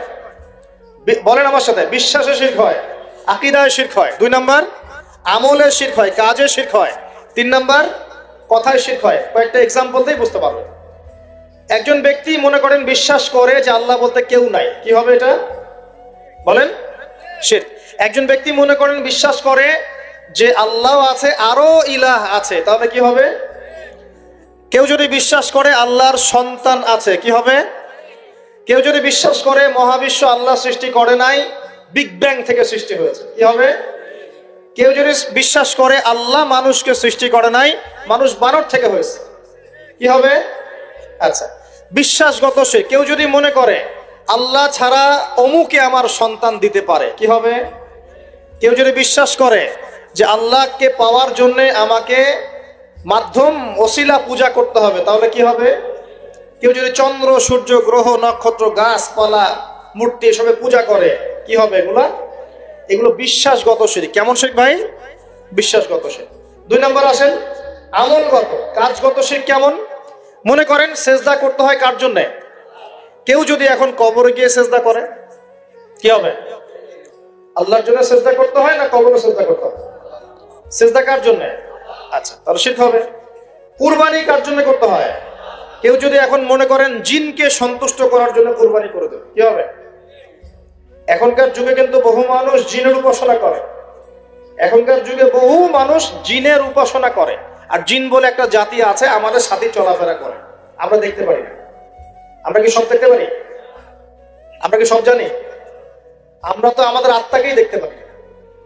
একটু ঘুমাই গেছেন, আত্মা চলে গেছে, দেখতে পাচ্ছেন? আর আমরা কি জানি? আমরা কতটুকু জানি আগামীকাল কি হবে আপনার সাথে? বলেন দেখি, কেউ জানে? আমাদের জ্ঞান কত ক্ষুদ্র, বুঝতে পারলাম। আগামীকাল কি হবে তাই জানি না, আমার আত্মাকেও চোখে দেখি না। আর আমি যদি দাবি করি এখন আমি সব জানতাম, তাহলে কি হবে? অতএব জিন জাতি আমাদের মধ্যেই আছে কি নাই? ওমা খালাকতুল জিন্না ওয়াল ইনসা ইল্লা লিয়াবুদুন, আমি জিন আর মানুষকে শুধুমাত্র আমার ইবাদত করার জন্যই সৃষ্টি করেছি। আল্লাহ পাক আমাদের সবাইকে আল্লাহ পাকের সত্য বোঝার তৌফিক দান। এবার আসেন, আপনাদের পার্বত্য এলাকায় জিনের উপাসনা হয়। এখন বললেন ভাই কেমন করে জানলেন? যত তান্ত্রিক মান্ত্রিক কবিরাজ জাদুকর সব এই পাহাড়ি এলাকায় ঘুরে বেড়াচ্ছেন, এবং চোখ কান খোলা রাখলে আপনারাও বুঝতে পারবেন। জিনের উপাসনা করলে অনেক কিছু ভেলকিবাজি দেখানো যায়। জিনকে আল্লাহ পাক কিছু ক্ষমতা দিয়েছে। জিন অনেক দূর থেকে দেখতে পারে। মনে করেন যে কেউ একজন এখানে বসে আছে, সে দাবি করছে যে সে অলৌকিক ক্ষমতার অধিকারী, অথচ ওর কাছে জিন আছে। কি আছে? জিন। এখন আপনি শুনেছেন যে অমুক জায়গায় অমুক বাবা আছে, সে অনেক বড় ক্ষমতার অধিকারী, যাই দেখি ওনার কি ক্ষমতা। এখন আপনি রাস্তায় আসছেন, তার সেই জিন তো আগেই দেখতে পাচ্ছে আপনি আসছেন দূর থেকে, সে আগে খবর দিল আসতেছে মক্কেল, ওই যে মক্কেল আসতেছে। এখন সে বলল যে ওই ব্যক্তির সাথে যে জিন আছে ওর সাথে কানেকশন করো। সবার সাথে একটা জিন আছে না? আছে কি না? একটা করে জিন শয়তান আছে না সবার সাথে? দুইজন ফেরেশতা, একজন জিন, সবার সাথেই আছে। আছে কি না? আপনার জিন জানে আপনার সাথে অতীতে কি হয়েছিল? জানে তো। আপনার জিন আপনার সাথে আছে না শুরু থেকে? তাহলে আপনি 1 মাস আগে কি করেছেন আপনার জিন তো জানে। ও ভবিষ্যৎ জানে না, কিন্তু অতীত তো জানে। ও তো ভবিষ্যৎ জানে না, কিন্তু অতীতে আপনি কি করেছেন ও তো জানে না? এখন এ ওর সাথে এই কারিনের সাথে যোগাযোগ করছে। এ ওকে বলছে এই তো 1 মাস আগে অমুক মেয়ের পিছনে দৌড়াইছিল, এই 1 মাস আগে অমুক একটা মেয়ের পিছনে দৌড়াইছে, ওই মেয়েকে পাওয়ার খুব চেষ্টা করছে। কিন্তু 1 মাস আগে ব্যবসায়ী কাজ করছে, কিন্তু 1 মাস আগে ওই কাজ করছে। এখন আপনি হেঁটে হেঁটে আসলেন, এদিকে খবর পাস করা শেষ, এসে বললেন বাবা আপনার কি ক্ষমতা, আমি আপনার ক্ষমতার নিদর্শন দেখতে চাই। সেই বাবা এখন বলছে যে তুই তো সেই ব্যক্তি না, তোর নাম অমুক না, আপনি তো ভেবা চাকা খেয়ে গেলেন। হ্যাঁ তাই তো, আমার নাম তো অমুক। তুই তো 1 মাস আগে এই মেয়ের পিছনে ঘুরছিস না? তাই তো, আপনি কেমন করে জানলেন? তুই 1 মাস আগে এই কাজ করছিস না? তাই তো, আপনি কেমন করে জানলেন? আপনার তো চোখ একদম আসমান উঠে গেল। বাপরে বাপ, সে তো আমার অতীতের সব বলে দেয়, তুই অমুক জায়গায় এটা পাপটা করছিস না, তুই এই জায়গায় ওটা লুকায় রাখছিস না, ব্যাস আপনার মাথা খারাপ। জিনের উপাসনা করে মানুষ অনেকেই। আর জিনরা কি করে, অনেক সময় আসমানের কাছে যায় সংবাদ নেওয়ার জন্য। সূরা মুলক পড়েন, সূরা মুলকের 1ম পৃষ্ঠা পড়েন। আল্লাহ পাক ওদেরকে তাড়ানোর জন্য আসমানের মধ্যে এই উল্কাপিণ্ড নক্ষত্র নিক্ষেপ করেন। রুজুমান লিশ-শায়াতিন, আল্লাহ বলেছেন এই নক্ষত্রগুলা আমি রুজুমান লিশ-শায়াতিন, শয়তানদেরকে তাড়ানোর জন্য রেখেছি। সুবহানাল্লাহ। পৃথিবীতে অনেক কিছুই ঘটে, আমরা খালি চোখে বুঝতে পারি না। এখন কেউ যদি জিনের উপাসনা করে, জিনকে সন্তুষ্ট করার জন্য এই কুরবানি করে, তাহলে কি শিরক হবে কিনা? সিজদা কার জন্য? অন্য কারোর জন্য করলে কি হবে? কুরবানি কার জন্য? অন্য কারোর জন্য করলে কি হবে? কার নামে কসম করতে হয়? যদি অন্য কারো নামে কসম করি, এই যে এখন বাপের নামে কসম, মায়ের নামে কসম করেন কেন? কসম করা যাবে না এভাবে। মান হালাফা বিগাইরি ইসমিল্লাহি ফাকাদ কাফার, কেউ যদি আল্লাহ ছাড়া অন্য কারো নামে কসম করে সে কুফরি করবে। যদি কসম করতেই হয় আপনাকে আল্লাহরই কসম করতে হবে। যদি কসম করতে হয় কার কসম করবে? আর আল্লাহর কসম করে কি মিথ্যা বলতে পারবে? মিথ্যা বললে তখন কাফারা দেওয়া লাগবে। আচ্ছা, কাফারা কি? সবচেয়ে সহজ কাফারা হচ্ছে 3টা রোজা রাখা। কয়টা রোজা? 3টা। আসেন সামনে যাই। এখন কসম করবো আল্লাহর জন্য, দোয়া করেন কার কাছে? দোয়া কার জন্য? এখন যদি অন্য কারোর কাছে দোয়া করা শুরু করি, সন্তানকে দিবে, অন্য কারোর কাছে চাওয়া শুরু করি। মনে করেন আপনার রোগ ব্যাধি দেওয়ার ভালো করার মালিককে, যদি এখন আপনি একটা আংটি পরে মনে করেন এই আংটি আপনার রোগ ভালো করবে, কি হবে? ঠিক হবে কিনা? এরকম অগণিত কাজের শিরক আমরা করছি। আল্লাহ পাক আমাদের শিরক থেকে বাঁচান। আমিন। ভবিষ্যতের মালিককে, সময়ের মালিককে, ভবিষ্যৎ কে জানে? রাস্তায় টিয়া পাখি দেখে ভাগ্য পরীক্ষা করছে, ও কি ভবিষ্যৎ বলতে পারবে? যদি ওখানে গিয়ে হাত দেখান শিরক হবে না? রাশিফল দেখা যায়, রাশিফল কি? রাশিফল আজকে তোমার দিনটা কেমন যাবে, কালকে তোমার দিনটা কেমন যাবে, আছে না? তো এগুলো বিশ্বাস করলে কি হবে? এরকম পদে পদে শিরকে নিমজ্জিত আছে। এগুলো তো গেল আমলগত শিরক, আরো অনেক শিরক আছে। আমাদের কথার মধ্যেও শিরক হয়। কিসের মধ্যে? কথার মধ্যে। যেমন আমরা বলি ডাক্তার ভালো ছিল, না হলে রোগীকে বাঁচানো যেত না, বলি কি না? অনেকে বলি না, শিরক হবে। কেউ যদি বলে যে ড্রাইভারটা ভালো ছিল, না হলে গাড়ি নির্ঘাত অ্যাক্সিডেন্ট করতো, কি হলো কথায়? আরেকটা বিষয় আছে, আমরা অনেক সময় ইবাদত করি মানুষকে দেখানোর জন্য, সবাই বড় দানবীর বলবে, আমাকে নামাজি বলবে, এটাও কি? এটাও শিরক। কথার মধ্যে আর অনেক শিরক করি। সার্বভৌম ক্ষমতার মালিককে, তাবারাকাল্লাযী বিয়াদিহিল মুলক, সার্বভৌম ক্ষমতার মালিককে। আর আমরা যদি মনে করি আমরাই সার্বভৌম ক্ষমতার মালিক, কি হবে? ঠিক হবে না? এরকম প্রচুর শিরকে আমরা নিমজ্জিত আছি। সবচেয়ে বড় যে শিরকটা এখনকার বিশ্বে চলছে সেটা হলো আল্লাহ পাকের হালালকে আমরা হারাম করে নিচ্ছি, আল্লাহর হারামকে হালাল করে নিচ্ছি। করছে কি না? বুঝতে পারছেন না মনে হয়। মাদক দ্রব্য কি হালাল না হারাম? আমরা অনেক সময় হালাল করে নিয়েছি, তাই নাই? জেনা হারাম না হালাল? আমরা এখন জেনাকে প্রমোট করছি, উস্কে দিচ্ছি। সমকামিতা হালাল না হারাম? এই সমকামিতার ব্যাধি ছড়িয়ে পড়েছে এখন সমাজের রন্ধ্রে রন্ধ্রে, পড়েছে না? এদেরকে আল্লাহ পাক এমন শাস্তি দিবেন যে শাস্তি আল্লাহ পাক কুল কায়নাতে কাউকে দেন নাই। কেমন শাস্তি দিবেন? কওমে লূতকে আল্লাহ রাব্বুল আলামিন মাটি থেকে উপরে উঠিয়ে আকাশ থেকে পাথর বর্ষণ করে থেতলে দিয়ে আবার মাটিতে দাফন করে দিয়েছে কওমে লূতকে। আল্লাহু আকবার। এই শাস্তি অপেক্ষা করছে এদের জন্য। সুদ হালাল না হারাম? আমরা কি এটাকে জায়েজ করে দিচ্ছি কিনা, খাচ্ছি কিনা? এই বিশ্বের সবচেয়ে বড় একটা সমস্যা চলছে, আল্লাহ পাকের হারামকে আমরা হালাল করছি, হালালকে হারাম করি, এটাও শিরক। এখন আল্লাহ পাক যে বলছেন সবাইকে মাফ করে দিবেন, আল্লাহ পাক শিরক যে করে তাকে মাফ করবেন না। এখন বলেন কত পার্সেন্ট মানুষ মাফ পাবে? এই পাপগুলো কত মানুষ করছে? সবাই করছে না? মোটামুটি সবাই মোটামুটি শিরক করছে। আমরা আল্লাহ পাক আমরা সবাইকে শিরকের পাপ থেকে বাঁচিয়ে রাখুন। এর পাশে একটা শিরক আছে রিয়া বা গোপন শিরক, লোক দেখানো আমল, এটাও গোপন শিরক। আর এক শ্রেণী। আচ্ছা, এখানে একটা কথা বলে রাখি, এই শিরকগুলো থেকে বেঁচে থাকলে কি হবে? শিরক থেকে বেঁচে থাকলে আপনার আমল নামায় যদি আসমান জমিন সমান গোনাও থাকে, আল্লাহ পাক সমস্ত গোনা মাফ করে দিবেন ইনশাআল্লাহ। মনে করেন একজন ব্যক্তির আমল নামায় জেনা, সুদ, ঘুষ, হাবি জাবি দুনিয়ার পাপ দিয়ে ভর্তি, কিন্তু কোনো একটা কারণে বা কোনো একভাবে তার আমল নামায় শিরকের কোনো গোনা নাই, শিরক করে নাই, ইনশাআল্লাহ তাআলা কোনো না কোনো ওসিলায় হলেও আল্লাহ পাক তাকে কিয়ামতের মাঠে মাফ করে দিবেন ইনশাআল্লাহ। একটা হাদিস বললেই যথেষ্ট হবে, তারপরে সামনে যাব। রাসূল সাল্লাল্লাহু আলাইহি ওয়াসাল্লামকে আল্লাহ পাক মেরাজের রাতে ওয়াদা করেছেন। কোন রাতে ভাই? মেরাজের রাতে ওয়াদা করেছেন যে হে মুহাম্মদ সাল্লাল্লাহু আলাইহি ওয়াসাল্লাম, তোমার উম্মতের মধ্যে যে কোনো ব্যক্তি যত বড়ই পাপ করুক না কেন, আসমান জমিনের সমানও যদি পাপ করে